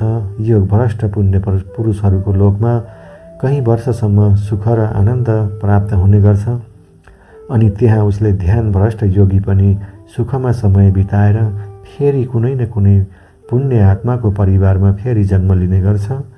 यसरी नै त्यो आत्माको यात्रा त्यहीदेखि सुरु हुने गर्छ जहाँ उसले पछिल्लो जन्ममा समाप्त गरेको थियो। यसै प्रकारले उसले एउटा नयाँ रूप, नयाँ जीवन परमात्मादेखि मिलनको लागि फेरि प्रयत्नशील भएर जाने गर्छ। अर्थात् उसद्वारा गरिएको पछिल्लो जन्मको योग बेकार जाँदैन। साथै लगातार प्रयत्न गर्न सक्ने योगी यसै जन्ममा अथवा जीवन चक्रदेखि मोक्षको प्राप्ति गर्ने गर्छ। एउटा योगी तपस्वी तथा विद्वानहरू भन्दा पनि श्रेष्ठ हुने गर्छ। त्यसैले अर्जुन, तिमी पनि योगी बन, किनभने जो योगीहरूमा पनि परम हुने गर्छ त्यो पनि मेरा पनि परम प्रिय हुने गर्छन्। हर त्यो इन्सान जसको आँखामा केही न केही ठुलो बनेर देखाउने सपना हुने गर्छ उसले अर्जुन जस्तै एउटा योगी बन्नुपर्छ। योगी त्यो हुने गर्छ जो सबै तरहले भित्रै मनैदेखि सबैमाथि दयाको सद्भाव राख्ने गर्छ, जो अरूले के गरिरहेको छ, कसरी गरिरहेको छ र किन गरिरहेको छ त्यसको कुनै चासो नै राख्दैन। सधैँ आफ्नो लक्ष्य प्राप्तिको लागि परिश्रमी बन्ने गर्छ। तर जिन्दगीको बारेमा त कसलाई पो थाहा छ र? तर यो अध्यायमा श्री कृष्णले रहस्यमय शिक्षा यो दिनुभएको छ कि यदि तपाईँ मेहनत गरिरहेको हुनुहुन्छ भने साथै तपाईँले त्यो काम प्रभावकारिता प्रदर्शन पनि गरिरहनु भएको छ, तर तपाईँले सोचे अनुसार सफलता पाउन सकिरहनु भएको छैन भने पनि अर्कोमा सफलता अवश्य पाउनुहुनेछ, त्यसको फल अवश्य पाउनुहुनेछ। यसरी यो अध्याय 6बाट हामीलाई यो शिक्षा प्राप्त हुने गर्छ कि हामीहरू कुनै कारणवश मेहनत गर्दा पनि यदि असफल हुन्छौँ भने पनि त्यसलाई निरन्तर प्रयत्नशील हुनुपर्छ। यो थियो अध्याय 6 को शिक्षा। श्रीमद् भगवद गीता अध्याय 7 ज्ञान विज्ञान योग। अध्याय 7 मा 30 श्लोकहरू रहेका छन्। ज्ञान विज्ञान योग अध्यायमा यो भनिएको छ कि ईश्वरले यो संसारलाई कसरी चलायमान बनाउने गर्छन्, ईश्वरलाई कस्ता भक्त प्यारो लाग्ने गर्छ, मनुष्यले भगवानलाई किन चिन्न सकिरहेको छैन, यसबारेमा श्री कृष्ण भन्नुहुन्छ, हे अर्जुन, म अब तिमीलाई यस्तो कुरा भन्न गइरहेको छु जसलाई तिमीले बुझ्यौ भने यो संसारमा अर्को कुनै पनि ज्ञानको आवश्यकता हुने छैन। हजारौं जनामध्ये कुनै एकले मात्र मलाई प्राप्त गर्ने कोसिस गरेको हुन्छ। यस्तै हजारौं कोसिस गर्ने मध्ये एउटाले नै मलाई समर्पित सँगै प्रेम गर्ने गर्छ। मेरा 2 रूप छन्, एउटा जड रूप यानि कि जसमा पृथ्वी, अग्नि, वायु, जल र आकाशको सँगै मन, बुद्धि र अहंकार छन्। त्यस्तै अर्को हो चैतन्य रूप समयको चक्र, समयलाई पनि मैले नै चलाउँछु। जल, सूर्य, चन्द्रमा, ओमकारमा म नै हुँ। पृथ्वीको सबै पवित्र ग्रन्थ, अग्नि, बुद्धिजीवीहरूको तेज बुद्धि, तपस्वीहरूको तप, धर्मको पवित्र कर्म, बलवानहरूको बल र अलग अलग समयको बिउ नै मै हुँ। यो संसारमा रहने सबै सांसारिक सुखको गुलाम छन्, त्यसैले मलाई यिनीहरूले चिन्न सकेका छैनन्। वास्तवमा त यो सांसारिक गुण पनि मेरो नै माया हो, तर जो मनुष्य मेरै माया जाललाई तोडेर मप्रति समर्पित हुन्छन् उनीहरू नै मेरो बन्ने गर्छन्। माया जालमा फसेका मूर्खहरू मेरो शरणमा आउन सकेका हुँदैनन्। कुनै पनि भक्तले मेरो तरहले पूजा गर्ने गर्छ। कोही प्राप्तिको चाहना राख्ने गर्छ, कसैले दुःखको सङ्कटमा मलाई सम्झने गर्छ। मलाई जान्नमा इच्छा राख्नेवाला अथवा मलाई पहिलादेखि नै जानिसकेको हुन्छ, तर उनीहरूमध्ये मलाई अत्यन्तै प्रेम गर्न सक्ने ज्ञानीलाई मैले धेरै माया गर्ने गर्छु। उनीहरूलाई नै मैले मन पराउँछु। यिनै चारै किसिमका भक्त नै दयावान हुने गर्छन्। तर ज्ञानी पुरुष त मानव जातिमा पनि मेरो नै रूप हुने गर्छ। ज्ञानीहरूमा पनि धेरै व्यक्तिहरू मलाई वर्षौँदेखि पुज्ने गर्छन्। उनीहरूको मृत्युपरान्त पनि मेरै चरणमा समाहित हुने गर्छन्। जो मनुष्य आफ्नो इच्छा प्राप्तिको लागि कुनै देवताको भक्ति गर्ने गर्छन्, तब मैले उनी देवताहरूको आस्था हुने भगवानको चरणमा समाहित गर्ने गर्छु र उनी भक्तहरूलाई उनी देवताहरूको प्राप्त हुने गर्छन्। तर यो फल धेरै लामो अवधिसम्म रहँदैन। तर यदि कोही भक्त कुनै किसिमको माध्यमबाट मेरो नै पूजा गर्ने गर्छ, तब मैले उसलाई नै आफ्नो बनाउने गर्छु। जो मूर्ख मलाई जन्म दिने र मार्नेवाला मात्र सम्झने गर्छन् उनीहरूले मलाई प्राप्त गर्न सक्दैनन्। म भूतकाल, वर्तमान र भविष्यको बारेमा सबै जान्ने गर्छु। जब श्रद्धारहित मनुष्य मलाई पनि जान्न सक्दैनन्। जो भक्त यो संसारिक मोह र मायालाई त्यागेर श्रेष्ठ कर्मको आचरण गरेर मेरो भक्ति गर्ने गर्छन् उनीहरू नै यो मृत्युदेखि मुक्त भएर मेरो नै शरणमा आउने गर्छन्। यसरी यो अध्याय 7 को ज्ञान विज्ञान योगको अध्यायको शिक्षा आजको परिवेश अनुसार हेर्ने हो भने जब हामी हाम्रो जीवनमा कुनै लक्ष्य प्राप्तिको योजना बनाउने गर्छौँ, समय बित्दै जाँदा त्यो लक्ष्य नै बिर्सने गर्छौँ। किनभने हामीहरू अरूले के गरिरहेको छ त्यसको पछाडि लाग्ने गर्छौँ र आफ्नो लक्ष्य नै त्यागिदिने गर्छौँ। जसरी यहाँ श्री कृष्णले भन्नुभएको छ, माया जालमा फसेको मनुष्यले भगवानलाई बिर्सने गर्छ। ठिक त्यस्तै कहिलेकाहीँ धेरै परिश्रम गर्ने व्यक्ति पनि सही मार्गबाट विचलित हुने गर्छ र सोच्न बाध्य हुने गर्छ कि यो लक्ष्य प्राप्ति सफलतामा त जति गरे पनि मिल्दैन। यो संसारमा भगवान नै छैनन्, त्यसैले लाइफको मजा लिनुपर्छ। 2 दिनको जिन्दगी हो, भोलि बाँचिने हो कि होइन, आजै मौज मस्ती गर्नुपर्छ। यस्तो विचार भएका मनुष्यलाई गीतामा मूर्खको संज्ञा दिएको छ। जो यति पनि जान्दैनन् कि यो सबै माया मोह पनि ईश्वरको नै देन हो। भगवान यो हेर्न चाहन्छन् कि को यो माया जालमा अल्झेर मलाई बिर्सने गर्छ र कसले यी सबै मोह माया हुँदाहुँदै पनि मेरो पूजा गर्ने गर्छ। यो जान्नको लागि नै यी सबै भगवानकै देन हो। यसरी नै बिना मनलाई फड्काएर जो परिश्रम गर्छ उसैलाई भगवानकोले सफलता दिने गर्छन्। यो थियो अध्याय 7 को शिक्षा। अध्याय 7 को ज्ञान विज्ञान योगको शिक्षा हामीले यसरी प्राप्त गर्ने गर्दछौँ। श्रीमद् भगवद् गीता अध्याय 8 अक्षर ब्रह्म योग। अध्याय 8 मा 28 श्लोकहरू रहेका छन्। 8औं अध्यायबाट हामीले यो शिक्षा पाउनेछौँ कि भगवान को हुन् र उनलाई कसरी प्राप्त गर्न सकिन्छ, देवता को हुन्, यो संसार कसरी चल्ने गर्छ र मनुष्यले किन कडा परिश्रम गर्नुपर्छ, यसबारेमा शिक्षा प्राप्त गर्नेछौँ। अर्जुन प्रश्न गर्नुहुन्छ, हे कृष्ण, परम र भरम भनेको के हो, आध्यात्म के हो, धर्म कर्म के हो, यो सृष्टि कसरी चलायमान हुन्छ, भगवान को हुन्, कहाँ छन् र कुनै पनि योगी तपाईँलाई कसरी चिन्न सक्छन्। यसको प्रश्न दिँदै श्री कृष्ण भन्नुहुन्छ, भरम र परम अक्षर हो, अध्यात्म जीवहरूको स्वरूप हो। कर्म भूतकालको यस्तो त्याग हो जसको कारण वर्तमानमा परिणाम उत्पन्न हुने गर्छ। सधैँ उत्पन्न र अन्त हुनु नै संसार हो, जसलाई शास्त्रहरूमा परम पुरुष भनिएको छ। उनी नै देवता हुन्। यो संसारको फैसला गर्ने नै म हुँ र जो पनि पुरुष आफ्नो अन्तकालमा जो शक्तिलाई सम्झँदै आफ्नो ध्यानलाई हृदयमा केन्द्रित राखेर शरीरलाई त्याग गर्ने गर्छ त्यसैलाई नै मोक्षको प्राप्ति हुने गर्छ। त्यसैले मेरो स्मरणमा जसले पनि गर्ने गर्छ सधैँ उनीहरू मेरो शरणमा आउने गर्छन्। त्यसैले हे अर्जुन, तिमी पनि मप्रति समर्पित भएर युद्धको अन्तिममा तिमीले मलाई नै प्राप्त गर्नेछौ। जसले सधैँ मलाई सम्झने गर्छ उनीहरू सजिलै मलाई प्राप्त गर्ने गर्छन् र जो मेरो स्मरणमा आउने गर्छन् उनको दुःख र मृत्यु चक्र समाप्त हुने गर्छ। ब्रह्माको एक दिन 1000 युगको हुने गर्छ, त्यस्तै एक रात पनि 1000 युग जस्तै हुने गर्छ। ब्रह्माको बिहानीमा नै सांसारिक सुखको निर्माण हुने गर्छ र रातको सुरु वर्तमान नै यो संसार फेरि ब्रह्मामै समाहित हुने गर्छ। त्यसरी नै हर दिन चक्र चल्ने गर्छ, तर जो मेरो भक्त हुन्छन् उनीहरू छिट्टै यो चक्रदेखि मुक्त हुने गर्छन्। अर्जुन, म अब तिमीलाई ती दुई मार्गको बारेमा बताउनेछु जसको उपस्थितिमै पनि परम गतिलाई प्राप्त गर्दछन्। यो फेरि यो संसारमा वापिस आउने गर्छन्।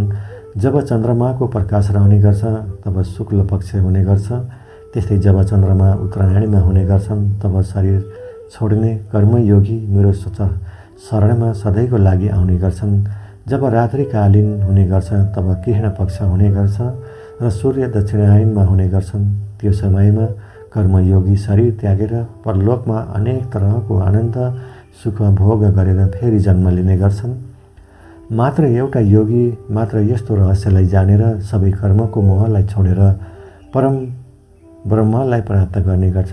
यसरी यो अध्याय 8 को अक्षर ब्रह्मयोगबाट वर्तमान परिवेश अनुसार कुनै पनि त्यो लक्ष्यमाथि आफ्नो नाम सधैँको लागि प्राप्त गरेर आफ्नो नाम लेखाउन चाहनुहुन्छ भने यसको लागि तपाईले धेरै नै कडा परिश्रम गर्नुपर्नेछ। जसरी यहाँ श्री कृष्णले भन्नुभएको छ, यो संसारको चक्र धेरै नै ठुलो छ। लोक आउने गर्छन् र जाने गर्छन्, तर जो मनुष्यले आफ्नो जीवनमा लक्ष्य प्राप्त गरेर सधैँको लागि त्यो प्राप्त लक्ष्यमा आफ्नो नाम लेखाउन चाहना राख्ने गर्छन् उनीहरूलाई ज्ञान योगी र कर्मयोगी अवश्य बन्नुपर्नेछ। ब्रह्माको जो एक दिन हो त्यसको मतलब हुन्छ कि यो विश्व धेरै पहिलादेखि नै थियो र धेरै अगाडिसम्म चल्नेछ र मनुष्यको जीवनको यो संसारको सामुन्ने धेरै सानो छ। त्यसैले यस्तो नहोस् कि जीवनमा मात्र कल्पनाको सपना सजाएर बस्न नपरोस् र ब्रह्मजीको फेरि अँध्यारो सुरु नहोस्। यो थियो अध्याय 8 को शिक्षा। अक्षर ब्रह्मयोगमा हामीहरूले यस्तै शिक्षाहरू प्राप्त गर्ने गर्दछौँ। श्रीमद् भगवद गीता अध्याय 9 राज विद्याराज गृहयोग। अध्याय 9 मा 34 श्लोकहरू रहेका छन्।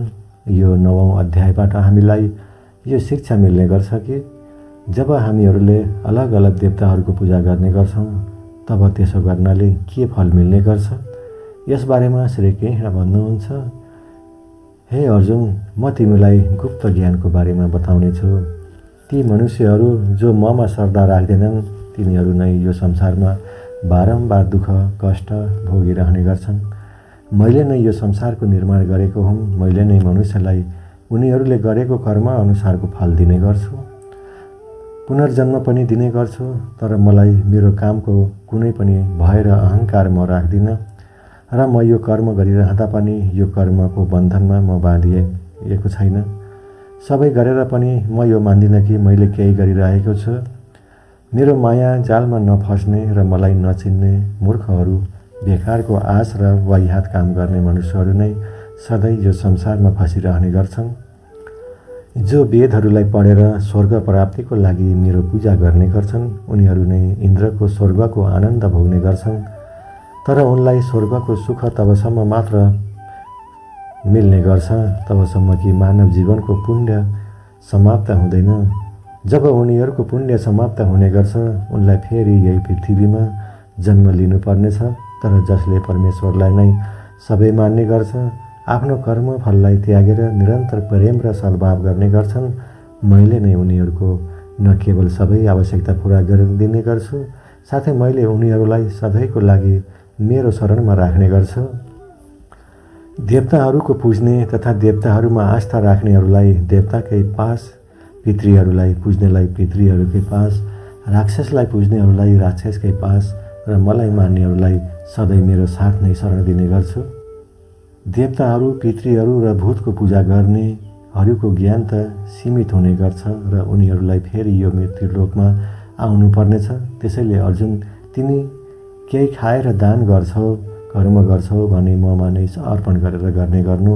त्यसो गर्नाले म सधैँ तिमीलाई प्राप्त हुनेछु।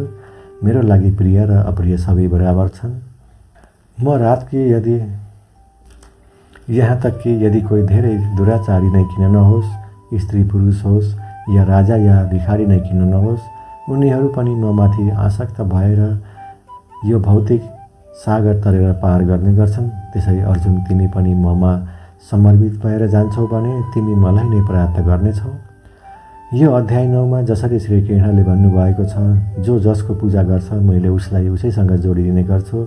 हामीहरू जसरी जस्तो मनुष्यसँग सङ्गत गर्छौँ, समय बित्दै जाँदा हाम्रो विचार पनि जस्तोसँग सङ्गत गर्छौँ त्यही विचार हामीमा पनि हावी हुने गर्छ। त्यसैले नकारात्मक सोच र सानो सोच भएकाहरूसँग टाढै रहनुपर्छ। जो मनुष्यका सकारात्मक सोच र सदाचारी हुने गर्छन्, जसले जिन्दगीमा केही गरेर देखाउने सपना देखेका हुन्छन्, उनीहरूको सम्मान गर्नुपर्छ, साथै साथ दिनुपर्छ। यद्यपि अहिले केही गर्न सकिरहेको छैनन्, तर जसरी श्री कृष्णले भन्नुभएको छ, जस्तो भावना त्यस्तै परिणाम। त्यसैले सत्य मार्गमा हिँड्नेहरू नै एक न एक दिन आफ्नो लक्ष्य भेटाउने गर्छन् र सबै सुखको आनन्द भोग्ने गर्छन्। यो थियो अध्याय 9को शिक्षा। आउनुहोस् अब अध्याय 10को शिक्षा के लेखिएको छ यसबारेमा ज्ञान प्राप्त गरौँ। श्रीमद् भगवद् गीता अध्याय 10 विभूति योग। अध्याय 10मा 42 श्लोकहरू रहेका छन्। यो अध्याय 10मा हामीहरूलाई यो शिक्षा प्राप्त हुनेछ कि के साँच्चै नै भगवानको कुनै रूप छ त? भगवान कहाँ कहाँ छन् र कस्तो कस्तो रूपमा रहेका छन्? के मनुष्यले भगवानको बारेमा सबै ज्ञान प्राप्त गर्न सम्भव छ? यसै बारेमा ज्ञान प्राप्त गर्नेछौँ। यस बारेमा श्री कृष्ण भन्नुहुन्छ, हे अर्जुन तिमी मेरो परम मित्र हौ। तिमी मसँग प्रेम र सद्भाव गर्ने गर्छौ। त्यसैले अब म तिमीलाई मेरो बारेमा यथार्थ जानकारी तिमीलाई दिनेछु। मेरो जन्मको बारेमा कसैले पनि जान्दैन, तर यो जान्ने गर्छ कि मैले कहिल्यै जन्म लिँदैन र कहिल्यै पनि मर्दैन। त्यो नै सबैभन्दा ज्ञानी मनुष्य हो। ज्ञान र मूर्खता, सत्य र झुट, सुख र दुःख, मन र बुद्धि, रचना तथा विनाश, सद्भाव र अपमान सबैको भाव मै नै हुँ।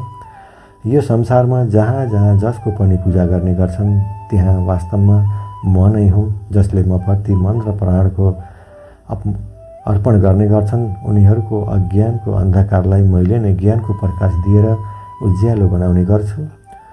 यो सुनेर अर्जुन भन्नुहुन्छ कि हे कृष्ण, तपाईँले जो आफ्नो बारेमा भन्दै हुनुहुन्छ ती सबै कुरामा त म सहमत छु, तर तपाईँको कुरा सुनेर त मन अझ धेरै तपाईँको बारेमा जान्न मन बढेको छ। यद्यपि तपाईँ नै सबै कुराहरूको ज्ञानी हुनुहुन्छ, तर पनि म तपाईँसँग कसरी मागौँ? तपाईँको शक्तिहरू र ज्ञान महिमाहरूको बारेमा पनि बताउनुहोस्। यो सुनेर श्री कृष्ण भन्नुहुन्छ, हे अर्जुन, मेरो विस्तारको त कुनै अन्त नै छैन, तर पनि मेरो बारेमा जो पनि जानकारीको बारेमा तिमीले जान्न अति आवश्यक छ। अर्जुन, भूत, वर्तमान र भविष्य पनि म नै हुँ। म नै विष्णु, सूर्य र चन्द्रमा पनि मै हुँ। वेदहरूमा सामवेद, देवमा इन्द्र र इन्द्रियहरूमा मन, जीवहरूमा आत्मा, पर्वतहरूमा सुमेरु, धूर्तहरूमा शङ्कर, वसुहरूमा अग्नि र धन दौलतमा आभूषण पनि मै हुँ। जलमा समुद्र, ग्रहहरूमा बृहस्पति, स्थिर रहन सक्नेमा पहाड, देवसीमा नारद, वृक्षमा पिपल, हात्तीहरूमा ऐरावत, मनुष्यमा राजा, गाईमा कामधेनु, सर्पमा नाग, नागहरूमा शेषनाग, राजाहरूमा यमराज, गणनाहरूमा गणित, पन्छीहरूमा गरुड, योद्धाहरूमा श्रीराम, समुद्रमा मगरमच्छ, नदीहरूमा गङ्गा, विद्याहरूमा ब्रह्मविद्या, विवादहरूको निर्णय, अक्षरहरूमा ओम, कालहरूको महाकाल, मन्त्रहरूमा गायत्री मन्त्र, महिनाहरूमा मार्गशीर्ष, ऋतुहरूमा वसन्त ऋतु, यी सबैमा मै नै हुँ। छलहरूमा जुवा विजेतालाई विजय निश्चय गर्न सक्नेलाई निश्चय र भक्त पुरुषहरूको भक्ति पनि मै हुँ। विष्णु वंशीहरूमा कृष्ण म आफै, पाण्डवहरूमा अर्जुन यानि तिमी आफै, ऋषि मुनिहरूमा वेदव्यास र कविहरूमा शुक्राचार्य पनि मै हुँ। हे अर्जुन, यो ब्रह्माण्ड जति पनि जानर अनजानहरू छन् ती सबैमा म हुँ र मेरो कुनै अन्त नै छैन। त्यसैले हे अर्जुन, मेरो बारेमा सबै जानकारी लिन तिम्रो लागि कुनै कामको छैन। तिमी त मात्र यति जान कि यो संसार त मेरो लागि सानो प्रयास मात्रले चल्ने गर्छ। यसरी यो अध्याय 10 को अध्यायबाट हामीले यो ज्ञान पाउन सकिन्छ कि यो सृष्टिमा कुनै यस्तो ठाउँ छैन जहाँ भगवानको उपस्थिति नहो। साथै श्री कृष्णले यो पनि भन्नुभएको छ कि अर्जुनलाई ईश्वरको बारेमा पुरै जान्न जरुरी छैन, नै भगवानको बारेमा पूर्ण ज्ञान जान्न सक्नेछन्। भगवानको अनन्त रूप छन्। हामीले भगवानको बारेमा यति मात्र जान्नुपर्छ जति हाम्रो लागि आवश्यक पर्छ। त्यसरी नै हामीहरू हाम्रो जीवनमा समय र शक्तिको उपयोग त्यो ठाउँमा प्रयोग गर्नु उपयुक्त हुँदैन जो हाम्रो लागि फाइदा मिल्दैन भने मात्र यो ध्यान राख्नुपर्छ कि त्यो कस्तो ज्ञान हो जो हामीलाई हाम्रो लक्ष्यमा पुग्न सफल बनाउन सक्छ। यसैमा मात्र ध्यान दिनुपर्छ। यो अध्यायबाट हामीलाई यही शिक्षा प्राप्त हुने गर्दछ। यो थियो श्रीमद् भागवत गीताको अध्याय 10 को शिक्षा। श्रीमद् भागवत गीता अध्याय 11 विश्व स्वरूप दर्शन योग। अध्याय 11 मा 55 श्लोकहरू रहेका छन्। अध्याय 11 मा हामीहरूले भगवानको अनेक अथवा विराट रूपको बारेमा जान्नेछौँ। यस बारेमा श्री कृष्ण समक्ष अर्जुनले प्रश्न गर्नुहुन्छ कि हे कृष्ण, तपाईले दिनुभएको प्रत्येक ज्ञानले मभित्र रहेको सन्देह सबै समाप्त भइसकेको छ। तर यदि सम्भव हुन्छ भने म तपाईको महान रूप देख्न चाहन्छु। यो सुनेर श्री कृष्ण भन्नुहुन्छ, अवश्य अर्जुन, तर तिमी मनुष्यको आँखाले यी सबै देख्न सक्दैनौ। त्यसैले म तिमीलाई दिव्य आँखा दिन्छु ताकि तिमीले मेरो महान रूप देख्न सक्नेछौ। त्यसपछि जो अर्जुनले देख्नुभयो त्यो त वास्तवमा कल्पना भन्दा पनि ठुलो थियो। भगवानको न त कोही आरम्भ थियो, न ही मध्य थियो, न कुनै अन्त्य थियो। परम ब्रह्मदेखि यति विशाल प्रकाश निक्लिरहेको थियो कि जतिकि हजारौं सूर्यको प्रकाशबाट पनि निक्लन सक्दैन। अर्जुनले धेरै किसिमको संसारहरूलाई श्री कृष्णमै समाहित भएको देख्नुभयो। अर्जुनले हात जोडेर श्री कृष्णसँग भन्नुभयो, हे परम ब्रह्म, मैले त तपाईको शरीरमा सबै देवहरूलाई, सबै मनुष्यहरूलाई देखिरहेको छु। मैले त तपाईको शरीरको न कोही आरम्भ देख्न सकेको छु, न त मध्य, न ही अन्त तपाईको स्वरूप देख्न सकेको छु। तपाईमा त सबै प्रकारका अस्त्र शस्त्रको समाहित हुनुहुन्छ। स्वर्ग र धरतीको बीचको सबै आकाश तपाईकै शरीरमा समाहित छ। अनेकौं देवताहरूको समूह तपाईको चरणमा प्रवेश गरिरहेका छन्।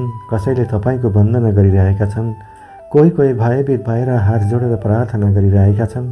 तपाईको अनन्त हात, खुट्टा, पेट, आँखा, मुह रूपलाई देखेर समस्त सृष्टिसहित म पनि व्याकुल भइरहेको छु। म पाण्डवहरू र कौरवहरूको सम्पूर्ण सेनाहरूका महान योद्धाहरूको अन्त भएर तपाईमै समाहित हुन गइरहेको देखिरहेको छु। तपाईको अनेकौं प्रकारका उग्र रूप यो सम्पूर्ण ब्रह्माण्डलाई ऊर्जा दिइरहेको देखिरहेको छु। हे कृष्ण, यति धेरै रूपहरूमा तपाईँ कुन रूपमा हुनुहुन्छ? मैले त तपाईलाई चिन्न सकिरहेको छैन। यो सुनेर श्री कृष्ण भन्नुहुन्छ, म सबै ठाउँमा छु, म नै समय हुँ। यिनी सेनाहरूको योद्धालाई नष्ट गर्नको लागि प्रकट भएको छु। यी सबै योद्धाहरूको मृत्यु मैले पहिला नै लेखिसकेको छु। तिमी त मात्र यिनीहरूको मृत्युको कारण मात्र हो। मार्नेवाला त म स्वयं हुँ। यो सुनेर अर्जुन भन्नुहुन्छ, हे भगवान, तपाईको विशाल रूप देखेर मलाई यस्तो लागिरहेको छ कि किन योगी महर्षि देवताहरूको जस्तो आत्माहरूलाई कहीँ पूजा गर्ने गर्छन्। तपाईँ त सत्य र असत्यदेखि नै टाढाको हुनुहुन्छ। तपाईको यो रूपको वर्णन गर्नको लागि मसँग त कुनै शब्द नै छैन। तपाईँ नै यो जगतको पालनकर्ता र विनाशक हुनुहुन्छ। तपाईलाई कोटि कोटि प्रणाम, किनभने तपाईको त न कुनै अन्त छ, नै कुनै सुरुवात छ। हे प्रभु, मद्वारा जानेर अथवा नजानेर म तपाईलाई भाइ, मित्र अथवा कृष्णको नामले पुकारेँ। साथै कुनै बेला अरूको सामुन्ने तपाईको बारेमा मजाक पनि गरेको छु होला। किनभने मलाई त तपाईँको यो विशाल रूपको बारेमा जानकारी नै थिएन। त्यसैले यदि सम्भव मान्नुहुन्छ भने मलाई क्षमा दिनुहोला। म तपाईँकै वन्दना गर्छु। पिता जस्तै पुत्रलाई क्षमा गर्ने गर्छन् त्यस्तै तपाईँ पनि मलाई क्षमा दिनुहोस्। तपाईँको यो रूप देखेर म खुसी भएको छु र भयभीत पनि भएको छु। त्यसैले कृपा गरेर अब आफ्नो सिद्ध चतुर्भुज विष्णुको रूप देखाउनुहोस्। म तपाईँलाई मुकुट चक्र आदि सँगै देख्न चाहन्छु। यो सुनेर श्रीकृष्ण भन्नुहुन्छ, हे अर्जुन, मैले तिम्रो आग्रह अनुसार नै मैले मेरो रूप देखाएको हुँ, जसलाई आजसम्म कुनै मनुष्यले देख्न सकेको छैन र नै कहिले देख्न सक्नेछ। मेरो यो रूप र अनन्त काललाई देखेर तिमी त्यति व्याकुल पनि नबन र अब तिम्रो इच्छा अनुसार तिमी मेरो चतुर्भुजी रूप पनि हेर। यसरी श्री भगवानले आफ्नो चतुर्भुजी रूप प्रकट गरेर अर्जुनको साहस बढाउनु भयो र अनन्त रूपले उत्पन्न भएको यो व्याकुलता पनि हटाइदिनु भयो। दर्शकबिन, यो थियो अध्याय 11 को शिक्षा। श्रीमद् भागवत गीता अध्याय 12 भक्ति योग। यो अध्यायमा 20 श्लोकहरू रहेका छन्। अध्याय 12 मा हामीहरूले यो शिक्षा प्राप्त गर्नेछौँ कि हामी हाम्रो सपनालाई अथवा हाम्रो लक्ष्यलाई कसरी प्राप्त गर्न सक्छौँ।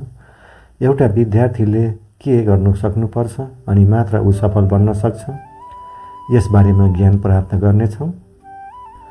अर्जुनले श्रीकृष्णसँग यो प्रश्न गर्नुहुन्छ कि हे भगवान, हामीले तपाईँलाई के मानेर बुझ्न राम्रो हुन्छ, रूप या फेरि निराकार?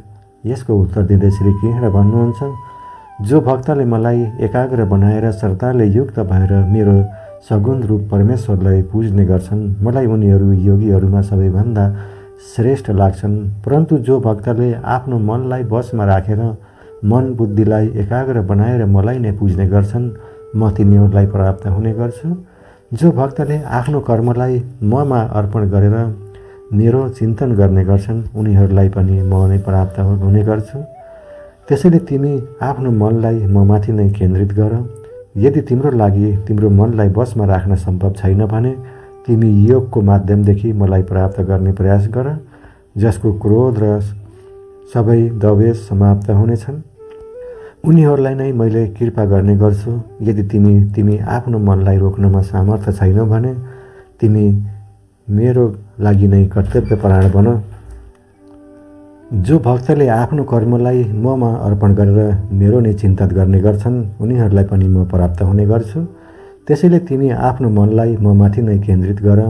यदि तिम्रो लागि तिम्रो मनलाई वशमा राख्न सम्भव छैन भने तिमी योगको माध्यमदेखि मलाई प्राप्त गर्ने प्रयास गर, जसको क्रोध र सबै द्वेष समाप्त भएका छन्, उनीहरूलाई नै मैले कृपा गर्ने गर्छु। यदि तिमी आफ्नो मनलाई रोक्नमा सामर्थ्य छैन भने तिमी मेरो लागि नै कर्तव्यपरायण बन र कर्मफललाई त्याग्न सिक।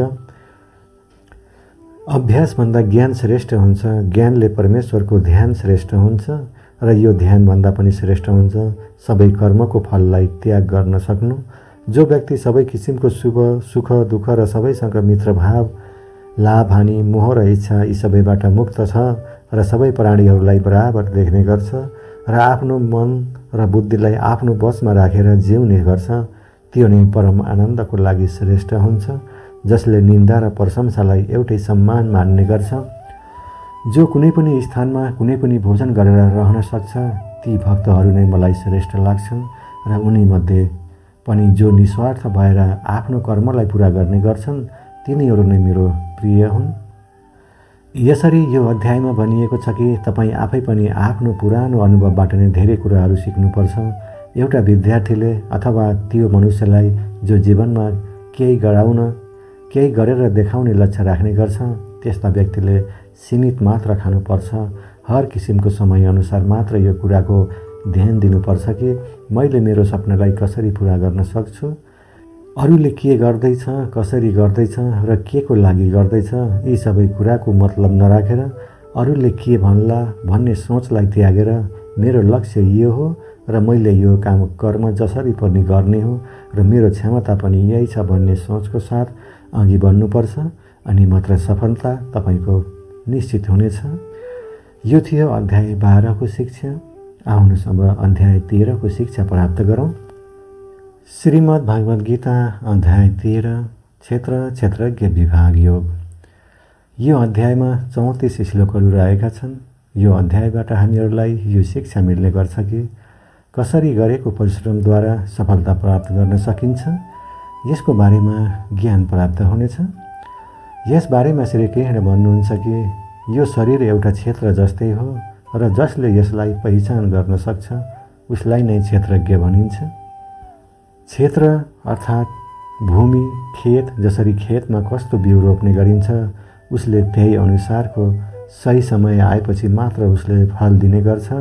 त्यसै गरी जीवनमा पनि जसरी कर्मफलको बिउ मनुष्यले रोप्ने गर्छ त्यही बिउले समय आएपछि त्यही अनुसारको फल मिल्ने गर्छ।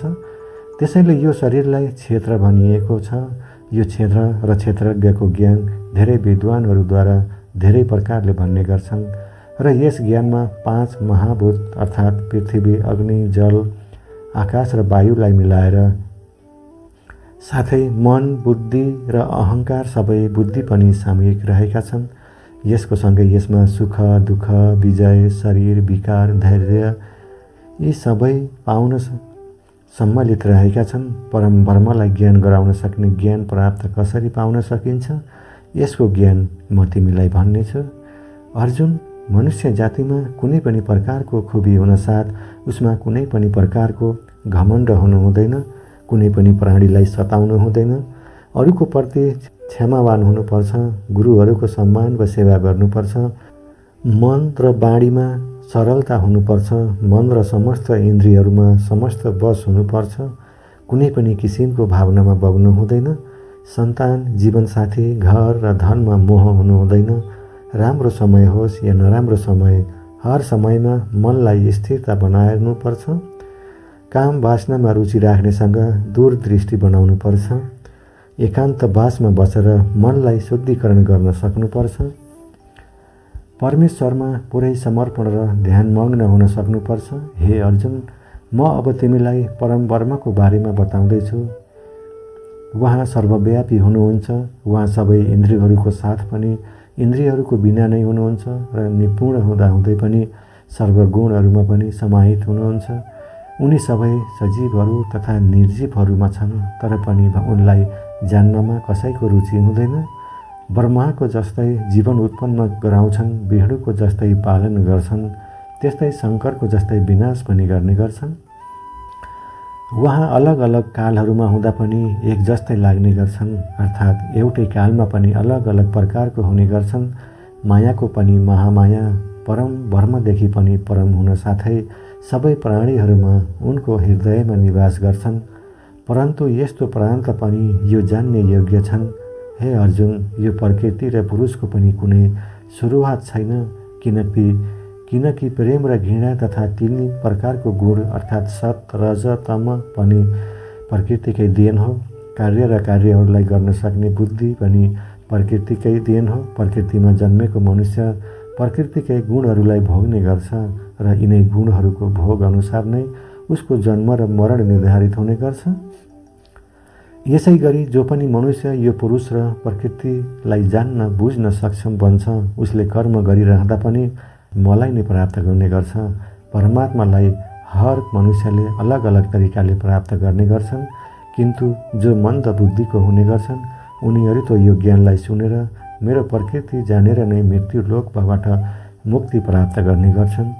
जो मनुष्यले सबै कर्मलाई प्रकृतिकै देन हो भन्ने गर्छ उसले आफ्नो आत्मालाई अकर्ता मानेर यो बृहत् सागरदेखि पार जान सफल बन्ने गर्छ। हे अर्जुन, जसरी आकाशको पदार्थ जति पातलो हुने गर्छ त्यसैले नै त्यो दूषित हुँदैन, त्यसै गरी यो आत्मा शरीरमा सूक्ष्मताले रहने गर्छ, जसको कारण यो कहिल्यै दुखित हुँदैन। यसै गरी प्रकृति, पुरुष र चेतनाको ज्ञानले तिमी पनि केही परम ब्रह्मलाई प्राप्त गर।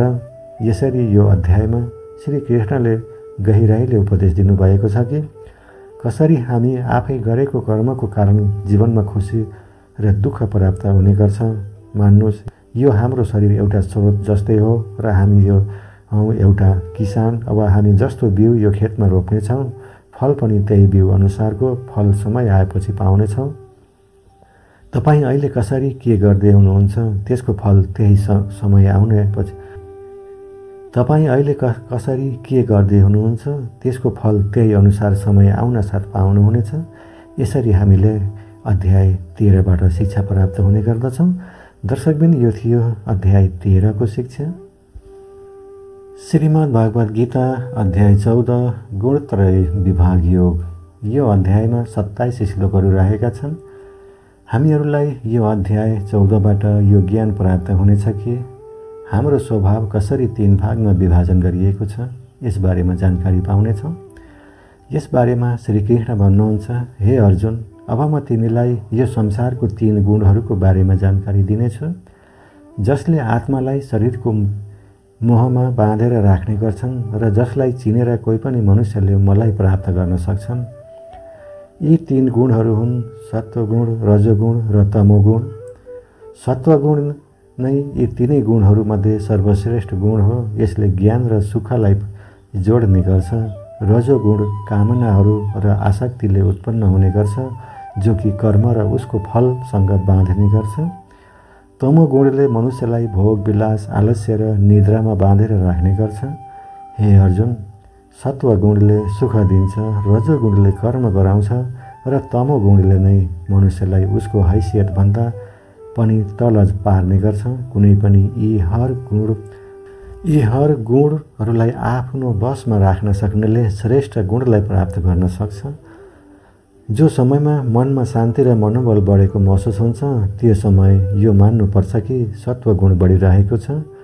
जो समयमा मनमा लालच अथवा लोभ र स्वार्थको आभास हुन्छ, त्यो समयमा रजोगुण बढेको हुन्छ। अनि जो समयमा आसक्ति, अल्छीपना र निद्राले सताइरहेको हुन्छ, त्यो समय मनुष्यमा तमोगुण हुने गर्छ। सत्वगुणमा मृत्यु त्याग्ने मनुष्यले परमात्मालाई प्राप्त गर्ने गर्छ। रजोगुणमा मृत्यु प्राप्त गर्ने मनुष्यलाई फेरि मनुष्यमा जन्म लिने गर्छ र जीवनभरि दुःख कष्ट भोग्ने गर्छ। र तमोगुण भएको प्राणी अर्को जन्ममा किराहरू भएर जन्म लिने गर्छ। सात्विकको अर्थ हो सुख, राजसको अर्थ हो दुःख र तामसको अर्थ अज्ञान हुने गर्छ। यी कुराहरूलाई जो व्यक्तिले जान्ने गर्छ कि यी 3 गुणहरूले नै उनीहरूलाई काममा लगाउने गर्छन्, तब उनीहरू आफ्नो कर्तावानदेखि पुरै संसारको दुःखबाट मुक्त हुने गर्छ। यसरी नै सुन, ढुङ्गा, माटो सबैलाई एउटै हुन् भन्ने मनुष्य नै परम ब्रह्म अर्थात् मलाई प्राप्त हुने गर्छन्। यसरी यी 3 प्रकार सात्विक, रजो र तमो गुण नै हाम्रो दैनिकी जीवनमा प्रभाव पारिरहेका हुन्छन्।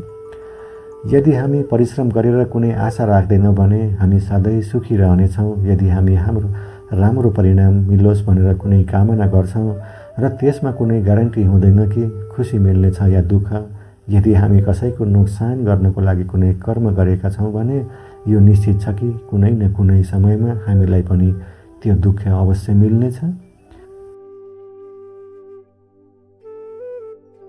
श्रीमद् भागवत गीता अध्याय 15 पुरुषोत्तम योग। यो अध्यायमा 20 श्लोकहरू रहेका छन्।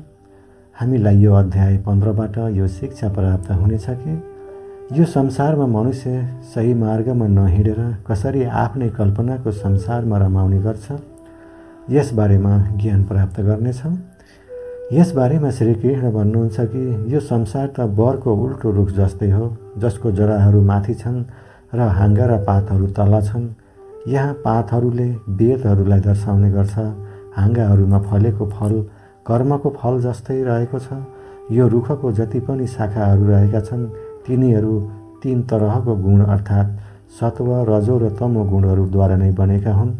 यसको जरामा स्वयं परमात्मा विराजमान छन्। यो रुखको शाखाहरूको अन्तिममा मनुष्यको इच्छाहरूलाई देखाउने गरिन्छ।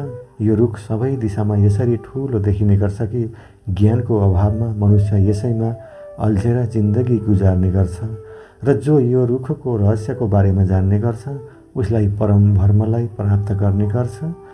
त्यसैले यो मायारूपी वरको रुखलाई ज्ञानको माध्यमले परम धर्मलाई प्राप्त गर्न सक्नुपर्छ, जसको मोह, माया, सम्मान, अपमान सबै समाप्त भइसकेको छ र बुद्धि स्थिर भइसकेको छ।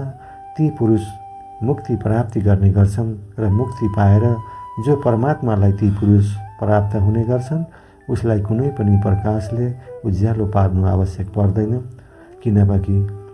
किनकि त्यो नै मेरो परमधाम हो। हे अर्जुन, यो मानव शरीरमा जो आत्मा छ त्यो मेरो नै अंश हो। यो आत्मा नै मृत्यु पश्चात फेरि अर्को जन्मको लागि मेरै शरणमा आउने गर्छ। त्यो शरीर नाक, कान, आँखा, त्वचा र मनदेखि नै यिन वासनाहरूको सेवन गर्ने गर्छ। त्यो मात्र ज्ञानी जनले मात्र जान्ने गर्छन्। यो संसारमा यो शरीर न त आकाश हो न ही आत्मा अविनाशी हो र यी सबैमा जो श्रेष्ठ छ परमात्मा जो सबै मनुष्यको पालन पोषण गर्ने गर्छन्। त्यसैले म नै पुरुषोत्तम हुँ। यसरी हामीले यो अध्याय 15बाट यो थाहा पायौँ कि हामीहरू जिन्दगीमा त्यो पाउनको लागि त्यसैको पछि लाग्ने गर्छौँ जसलाई प्राप्त गरेर पनि हाम्रो इच्छा समाप्त हुँदैन। हामी जति हाम्रो इच्छाहरू पुरा गर्ने गर्छौँ त्यति नै अरू बढ्ने गर्छ। त्यसैले त्यो मनुष्यलाई जो आफ्नो जीवनमा केही ठुलो गरेर देखाउनु छ भने ती सबै इच्छाहरूको जाललाई काट्न सक्नुपर्छ। हाम्रो व्यक्तित्व जीवनमा हामी अनि मात्र सफलताहरू प्राप्त गर्न सक्छौँ। किनभने यो जिन्दगी नै रणभूमि हो। यो जीवनमा सुख र दुःख आइ नै रहनेछ र त्यसको लागि हामी डटेर लड्नुपर्नेछ। यो जिन्दगीको लडाईँ आफै लड्नुपर्नेछ। अल्छी मनुष्यलाई त भगवानले पनि साथ दिँदैनन्। भगवानले बुद्धि दिएका छन्, बल दिएका छन्। यसैको आधारमा जिन्दगीको लडाईँ आफै लड्नुपर्नेछ। भगवानले त हामीलाई प्रेरणा बढाउनेछन्, शक्ति दिनेछन्। हामीले आफ्नो रक्षा आफै गर्न सक्नुपर्नेछ। यसरी हामीले अध्याय 15बाट यो शिक्षा प्राप्त गर्ने गर्दछौँ। श्रीमद् भागवत गीता अध्याय 16 देव सुर सम्पद योग। यो अध्यायमा 24 श्लोकहरू रहेका छन्। यो अध्यायबाट हामीलाई यो शिक्षा प्राप्त हुन्छ कि मनुष्य जातिमा हुने ती दुई गुण हुन् जो मनुष्यलाई सफलता र असफलताको कारण बनाउने गर्छ। के हुन् त ती दुई गुण?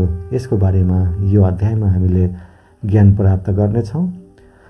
यस बारेमा श्री कृष्णले अर्जुनलाई भन्नुहुन्छ, हे अर्जुन, यो दुनियाँमा दुई किसिमका स्वभाव रहेका छन्, दिव्य स्वभाव र असुरी स्वभाव, यानि कि देवताको सम्मान गुण र राक्षसको सम्मान गुण। पहिला म तिमीलाई दिव्य स्वभावको बारेमा भन्छु। कहिल्यै नडराउनु, निडर बन्नु, आफ्नो मनलाई शुद्ध राख्नु, सधैँ परमात्मालाई सम्झनु, इन्द्रियहरूलाई आफ्नो अधीनमा राख्नु, धर्म ग्रन्थहरू पढ्नु, कुनै पनि जीवलाई कष्ट नदिनु, सबै किसिमको मनुष्यसँग सम्मान व्यवहार गर्नु, सबै जीव आत्मालाई बराबर मान्नु, कहिल्यै पनि क्रोध र मोह नगर्नु, क्षमा दिनु, धैर्य राख्नु, यहाँसम्म कि आफ्नै गुणहरूको पनि अभिमान नगर्नु दिव्य स्वभाव हो। अब म तिमीलाई असुरी स्वभावको बारेमा भन्छु। घमण्डी, क्रोध, सांसारिक आसक्ति, नफरत, अज्ञान, काम वासना, अरूको आश गर्नु, शरीरलाई इन्द्रियहरूको वशमा राख्नु नै असुरी स्वभाव हुन्। असुर स्वभाव भएकाहरू न त सम्मानले कुरा गर्ने गर्छन्, न सत्य कुरा गर्ने गर्छन्, न राम्रो कर्मदेखि, जसको स्वभाव पुरै नष्ट भएर बुद्धि मन्द भइसकेको छ र यो संसारमा विनाशको कारण नै बन्ने गर्छन्। यिनी व्यक्तिहरूको इच्छाहरू कहिले पुरा हुँदैनन्। यिनीहरूको सुख मात्र इन्द्रियहरूको सुखसम्म मात्र सीमित रहेको छ। तिनीहरू सधैँ अधीनभन्दा पनि अधिक वस्तुहरूप्रति लालायित बन्ने गर्छन्। सबै कार्यलाई गर्न सक्ने, आफैलाई मान्ने गर्छन्। आफैलाई मै महान हुँ भन्ने भावना राख्ने गर्छन्। तिनीहरू मात्र दिखावाको लागि मात्र धर्म र दान गर्ने गर्छन्। दिव्य स्वभावदेखि मुक्ति मिल्ने गर्छ। जबकि असुरी स्वभावले बन्धन उत्पन्न हुन्छ। असुरी स्वभाव भएकालाई त मैले बारम्बार असुर बनाएर नै जन्म दिने गर्छु। त्यसैले सदैव असुरी, दुखी, चिन्तित रहने गर्छन्। आफ्नो हैसियतभन्दा पनि तल आफै पर्ने गर्छन्। हे अर्जुन, काम, क्रोध र लोभको कारण नै नर्कका 3 प्रवेशद्वार छन्। त्यसैले यी सबै कुरालाई त्याग दिनुपर्छ। जो पनि मनुष्य यिनी 3 नर्कको द्वारलाई छोड्न सक्छ त्यो त मेरो नै आश्रममा आउनेछ। त्यसैले हे अर्जुन, तिमी शास्त्रसहित दिव्य स्वभावलाई प्राप्त गर, अघि बढ्दै जाऊ। यसरी यो अध्यायमा श्री कृष्णको उपदेशको बारेमा भनियो भने जो 3 नकारात्मक स्वभावको बारेमा भन्नुभएको छ, काम वासना, क्रोध र लोभ, यो नै मनुष्यको सबैभन्दा ठुलो शत्रु हो। जसले यी 3 स्वभावलाई त्याग गर्न सक्दैन त्यो मनुष्य जीवनमा कहिल्यै सफल बन्दैन र जीवनभरि दुःख र कष्टमय जीवन बिताउने गर्छ। त्यसैले हामी हाम्रो जीवनमा सफल बन्नु छ भने यी कुरालाई ख्याल गर्नुपर्छ अनि मात्र सुखी, खुसी र समृद्ध जीवन प्राप्त गर्न सकिनेछ। यो थियो अध्याय 16 को शिक्षा। श्रीमद् भागवत गीता अध्याय 17 शरदात्रय विभाग योग। यो अध्यायमा 28 श्लोकहरू रहेका छन्। यो अध्यायबाट हामीले यो शिक्षा प्राप्त गर्नेछौँ कि कर्मलाई, भोजनलाई, यज्ञलाई तथा कुनै पनि ज्ञानहरूलाई 3 भागमा कसरी विभाजन गरिएको छ। यस बारेमा अर्जुनले श्री कृष्णसँग प्रश्न गर्नुहुन्छ, हे कृष्ण, जो मनुष्यले शास्त्रलाई छोडेर देवहरूको पूजा गर्ने गर्छन् उनीहरू को हुन्? सात्विक, राजस या तामस? यो सुनेर श्री कृष्ण भन्नुहुन्छ, हे अर्जुन, जो व्यक्ति देवहरूको पूजा गर्ने बेला जस्तो विचार राख्ने गर्छन् त्यही अनुसारले नै सात्विक, राजस या तामस बन्न सक्नेछन्। सात्विक मनुष्यले देवताहरूलाई पुज्ने गर्छन्, राक्षसले राक्षसहरूको पूजा गर्ने गर्छन् र तामसले भूत प्रेतहरूको पूजा गर्ने गर्छन्। जो मनुष्य शास्त्रदेखि टाढा रहेर पनि मनले कठिन निर्णय लिने गर्छ र कर्म गर्ने गर्छ, साथै कर्मलाई नै कर्तव्य मानेर गर्ने गर्छ, त्यो पनि यो संसारदेखि मुक्त हुने गर्छ। जसरी भोजन पनि सात्विक, राजस र तामस हुने गर्छ, त्यसै गरी यज्ञ, तप र दान पनि 3 प्रकारको हुने गर्छन्। फलहरूको भोजन सात्विक हुन्छ। राजस भोजनमा स्वादमा तीखो, पिरो, अमिलो, गुलियो तथा धेरै तातो इत्यादि हुन्छन्। त्यस्तै तामस भोजनमा दुर्गन्ध भएका, वासनायुक्त, बिना रसको, आधा पाकेको, अपवित्र आदि पर्ने गर्छन्। यसरी नै यज्ञहरूमा शास्त्र विधिद्वारा नियत तथा फलको इच्छा बिना गरिएको यज्ञ सात्विक यज्ञ हुन्छ। केवल फल प्राप्तिलाई ध्यानमा राखेर गरिएको यज्ञ राजसी यज्ञ हुन्छ। शास्त्रहरूको विपरीत दान रहित र श्रद्धारहित गरिएको यज्ञ तामस यज्ञ हुन्छ। त्यसै गरी तपहरूमा यस्तो तप जो फलको इच्छा नराखेर तप गरिएको छ भने सात्विक तप मानिन्छ। त्यसै गरी सबै दानहरूमा आफ्नो श्रेय नदिएर जसलाई जो आवश्यकता छ त्यही वस्तु दानमा दिनुपर्छ। त्यो यो मान्नुपर्छ कि दान नै कर्तव्य हो, त्यो दान सात्विक दान हो। जस्तै कि भोकोलाई खान दिनु, वस्त्रहीनलाई वस्त्र दिनु, भोकमरी भएको ठाउँमा अन्न दान दिनु, जो दान उसको फलको दृष्टिमा राखेर आफ्नो मान बढाउनको लागि, स्वर्गको प्राप्तिको लागि र दानको बदलामा त्यसको सम्मानको खोजी गर्ने मनुष्यलाई राजस दानको श्रेणीमा राखिन्छ। जो दान बिना सम्मानको कसैलाई अपमान गरेर बलपूर्वक दिने गरिन्छ या कुनै अयोग्यलाई दिने गरिन्छ त्यो दानलाई तामस दान भनिन्छ। श्रद्धासहित, फलको इच्छा रहित र जगत कल्याणको लागि गरिएको दान, यज्ञ, तप मनुष्यलाई यो संसारिक मोहबाट मुक्त बनाएर ममा विलिन गर्ने गर्छ। यसरी यो अध्यायमा यो भन्न खोजिएको छ कि सबै कर्मको 3 प्रकार छन् र यी कर्मलाई गरिएको बेला हाम्रो मनमा जस्तो भावना उत्पन्न हुन्छ र जस्तो उद्देश्य सोच्ने गर्छौँ त्यस्तै हामीलाई फल मिल्नेछ। यी 3 प्रकारका छन् सत, रज र तमस। सतलाई राम्रो मानिन्छ, तमलाई तल्लो स्तरको कर्म भनिएको छ भने सतको अर्थ हो हामीहरू जो पनि परिश्रम गर्छौँ उसमा स्वार्थ नहोस्, अरूको अपमान नहोस् तथा त्यसको फलको आश नगरिकन गरिएको कर्मलाई सत भनिएको छ भने मनको शुद्धता र संसारको कल्याणको लागि गरेको कर्म सत्कर्म हो। तर वर्तमानमा त हामी हाम्रो उद्देश्य पूरा गर्नको लागि कुनै पनि कर्म गर्छौँ भने अन्तमा त्यसको परिणामको आशा राख्ने गर्छौँ। यसमा श्री कृष्णले भन्नुभएको छ, मनुष्य दुखी हुनुको पछाडि र असफल हुनुको पछाडि हामीद्वारा गरेको कार्यको परिणाम कस्तो होला भनेर मनलाई दुखी र चिन्तित बनाउने गर्छौँ। त्यही नै हाम्रो दुःखको कारण बन्ने गर्दछ। त्यही कारणले मनुष्यले आफूलाई दुखी र असफल भएको मान्ने गर्छ। यो थियो अध्याय 17 को ज्ञान। श्रीमद् भागवत गीता अध्याय 18 मोक्ष सन्यासी योग। यो अध्यायमा 78 श्लोकहरू रहेका छन्। यो अध्यायबाट हामीलाई यो शिक्षा प्राप्त हुनेछ कि के त्याग र सन्यास एउटै हुन् तथा पुरै भागवत गीताको निचोड पनि यसै अध्यायमा समावेश गर्नेछु। त्यसैले यो अध्यायलाई अन्तिमसम्म अवश्य हेर्नुहोला, सुन्नुहोला, श्रवण गर्नुहोला। यस बारेमा अर्जुनले प्रश्न गर्नुहुन्छ, हे कृष्ण, म त्याग र सन्यासको बारेमा जान्न चाहन्छु। यो सुनेर श्रीकृष्ण उत्तर दिनुहुन्छ, अर्जुन, यो संसारमा जसले पनि कर्मको फलको चाहना राख्दैन यसलाई त्याग भनिन्छ र साथै यदि कर्मलाई नै त्याग गर्छ भने उसलाई सन्यास भनिन्छ। कसैले सबै कर्मलाई दोष मानेर सबै दुःखको कारण मानेर उसलाई त्याग गर्नको बारेमा कुरा गर्ने गर्छन्। त्यसमा पनि कोही फेरि यो भन्ने गर्छन् कि यज्ञ, तप र दान भएको कर्म कहिले पनि गर्नु हुँदैन, यी सबै त्याग गर्नुपर्छ। त्यसैले अर्जुन, अब तिमीलाई म त्याग र सन्यासको बारेमा राम्रोसँग बुझाउँछु। म पहिला तिमीलाई त्यागको बारेमा भन्छु, किनभने यो त्याग पनि 3 किसिमको हुने गर्छ, सात्विक, राजस र तामस। साथै यज्ञ, तप र दान यी तीनै त्यागको योग्य हुँदैनन्। यद्यपि फलको इच्छाको बिना नै गरिएको यज्ञ, तप र दान यो नै सात्विक त्याग हुन्। मतलब कि शास्त्रहरूमा भनिए चाहिँ कर्म र धर्म यसमा आसक्ति नहोस्, उसलाई नै सात्विक त्याग भनिएको छ। कोही मनुष्यले यदि यो मानेर सबै कर्मलाई त्याग गर्छ कि यो मानेर कि यही कर्म नै सबै दुःखको कारण हो, त्यो त्यागलाई राजसी त्याग भनिन्छ। कुनै अन्य मोहको कारण कुनै पनि कर्म र त्याग गर्छ भने त्यो त्यागलाई तामस त्याग भनिन्छ। जो व्यक्ति कुनै पनि कामलाई प्रेम गर्दैन, नै कसैलाई अपहेलना गर्छ, यस्तो बुद्धिमानी व्यक्ति नै त्यागी हुने गर्छ। यो मनुष्य शरीर जति नै प्रयास गरे पनि उसले पुरै कर्मलाई छोड्न सक्दैन। जस्तै कि सास लिनु, त्यसैले कर्मलाई गरेर त्यसको फललाई छोड्न सक्नेलाई नै त्यागी मानिन्छ। जसले कर्मको फलको त्याग यो संसारमा गर्न सकिँदैनन्, उनको कर्मको फल मृत्युको पछि पनि उनीहरूलाई छोड्दैनन्। हे अर्जुन, मनुष्यले मन, बाणी तथा शरीरबाट जो पनि राम्रो नराम्रो काम गर्ने गर्छ ती 5 तरिकाले गर्ने गर्छ।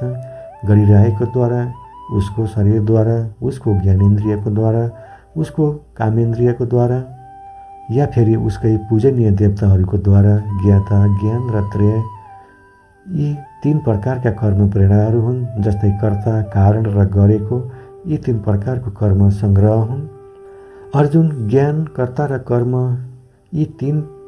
यिनीहरू पनि 3 किसिमको छन्। जो ज्ञानमा परमात्मालाई अमर मानिन्छ त्यो ज्ञान सात्विक ज्ञान हो। जो ज्ञानमा परमात्मालाई फरक समयमा फरक नामले जानिने गर्छ त्यो राजस ज्ञान हो, र जो ज्ञान सात्विक ज्ञान र राजसभन्दा पनि बाहिर छ त्यो नै तामस ज्ञान हो। जो कर्म श्रद्धा रहित र फलको इच्छा विपरीत गरिने गरिन्छ त्यो सात्विक कर्म मानिन्छ।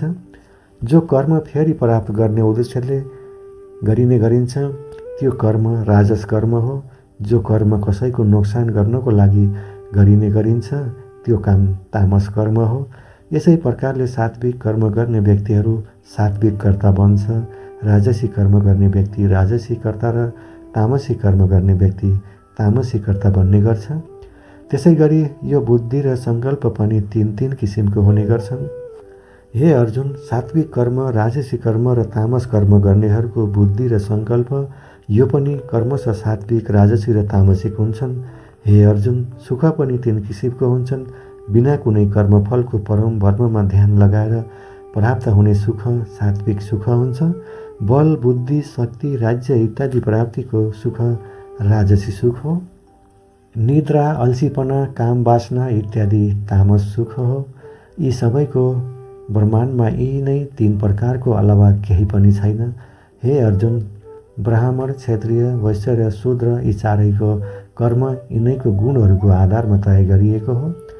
आफ्नो मन र इन्द्रियहरूलाई वशमा राख्नु, सबै प्राणीहरूको भलो चाहनु, धर्मको पालन गर्नु, बिना कर्ता भावको कर्म गर्नु, परमात्मामा ध्यान लगाउनु, यी सबै गुण जोसँग हुन्छ उसलाई ब्राह्मण भन्नुपर्छ।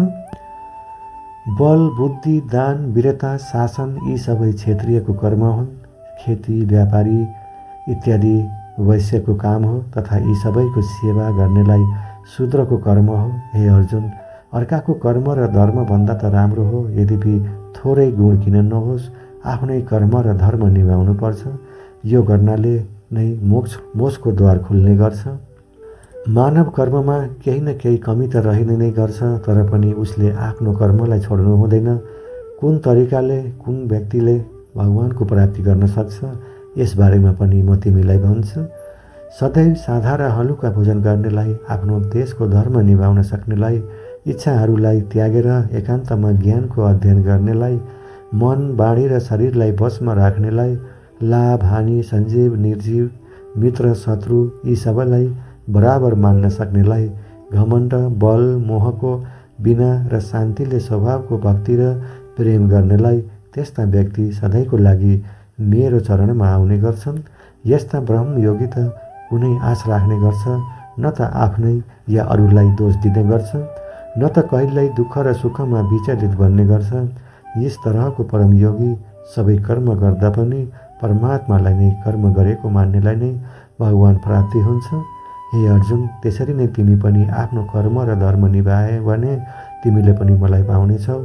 यदि तिमी यो भन्छौ कि म यो युद्ध लड्दिनँ, मेरो ज्ञानलाई मान्दिनँ भन्छौ भने आफ्नो कर्म र धर्म तथा परमार्थदेखि तिमी विचलित बन्नेछौ र नष्ट हुनेछौ। हे अर्जुन, तिमी भित्र पनि म नै छु।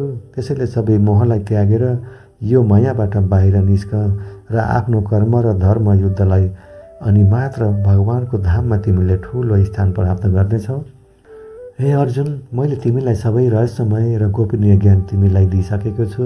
फेरि पनि तिमी आफ्नो तरिकाले आफ्नै तहले गर्न चाहन्छौ भने तिमी त्यस्तै गर। तर अर्जुन, तिमी मेरो अति नै प्रिय हौ। त्यसैले तिमी मेरो नै भक्त बन र मलाई नै सधैँ प्रणाम गर। मैले यो प्रतिज्ञा गर्छु कि यसो गर्नाले तिमी मेरो नै चरणमा आउनेछौ। फेरि पनि तिमीलाई यो भइरहेको छ भने कि मैले युद्ध लडेर पाप गर्न गइरहेको छु। जब तिमी मेरो नै शरणमा आउनेछौ भने मैले त तिम्रो सबै पापहरूलाई माफ गरिदिनेछु। त्यसैले तिमी दुखित नबन। हे अर्जुन, यो दिव्य ज्ञानलाई त्यो व्यक्तिलाई नसुनाउनु जसले यसलाई सुन्न चाहँदैन, या भक्ति या कर्म गर्न चाहँदैन, या फेरि परमात्मामै दोष दिन्छ, त्यस्तालाई यो ज्ञान नसुनाउनु। परन्तु जो पनि मेरो भक्तलाई मेरो प्रिय मानेर यो ज्ञान भन्नेछौ र यो ज्ञान जो भक्तले सुन्नेछ त्यो नै मेरो प्रिय भक्त हुनेछ। श्रीमद् भागवत गीताको यो ज्ञानलाई बुझ्न सक्नु नै वास्तविक ज्ञान हुनेछ। हे अर्जुन, तिमी अब मलाई यो भन कि के तिम्रो अज्ञान मेटियो? अर्जुन उठेर भन्नुभयो, हे परम भर्म श्री कृष्ण, मैले तपाईँको सम्पूर्ण ज्ञान प्राप्त गरेँ। अब म स्थिर छु। जस्तो तपाईँले मार्गदर्शन दिनुभयो मैले त्यसै गरी आफ्नो कर्तव्य र धर्मको पालना गर्नेछु। दर्शकवृन्द, हाम्रो जीवनमा जति नै ठुलो समस्या नै किन नआओस्, भगवान श्री कृष्णद्वारा भनिएका यी कुराहरूलाई मनन गरेर आफ्नो जीवनका अधिकांश क्षेत्रमा प्रयोग गर्न सकिन्छ भने सबै समस्याको समाधान आफै भेटाउन सकिनेछ। सपनालाई सहजै पुरा गर्न सफल भइनेछ। कसैले त यो पनि भन्ने गर्छन् कि गीताको ज्ञान त मात्र हिन्दू धर्मावलम्बीहरूको मात्र ज्ञान हो। तर भगवान आफै यो भन्नुभएको छ कि कुनै पनि व्यक्ति जाति या धर्मले होइन, कर्मले भन्ने गर्छ र कर्म गर्नमा सबै मनुष्यको बराबर हक छ। यो संसार कर्मभूमि हो। कर्म र परिश्रमको सिद्धान्त सबैको लागि एउटै हुन्छ। त्यसैले हामी सबैले यो गीताको ज्ञानलाई बार बार सुन्नु, मनन गर्नुपर्छ ताकि हामी हाम्रो कर्मस्थलको अर्जुन बनेर हाम्रो जीवनको लक्ष्य प्राप्त गर्न सकियोस्। जय श्री कृष्ण, जय श्री भागवत गीता। ओम नमः शिवाय।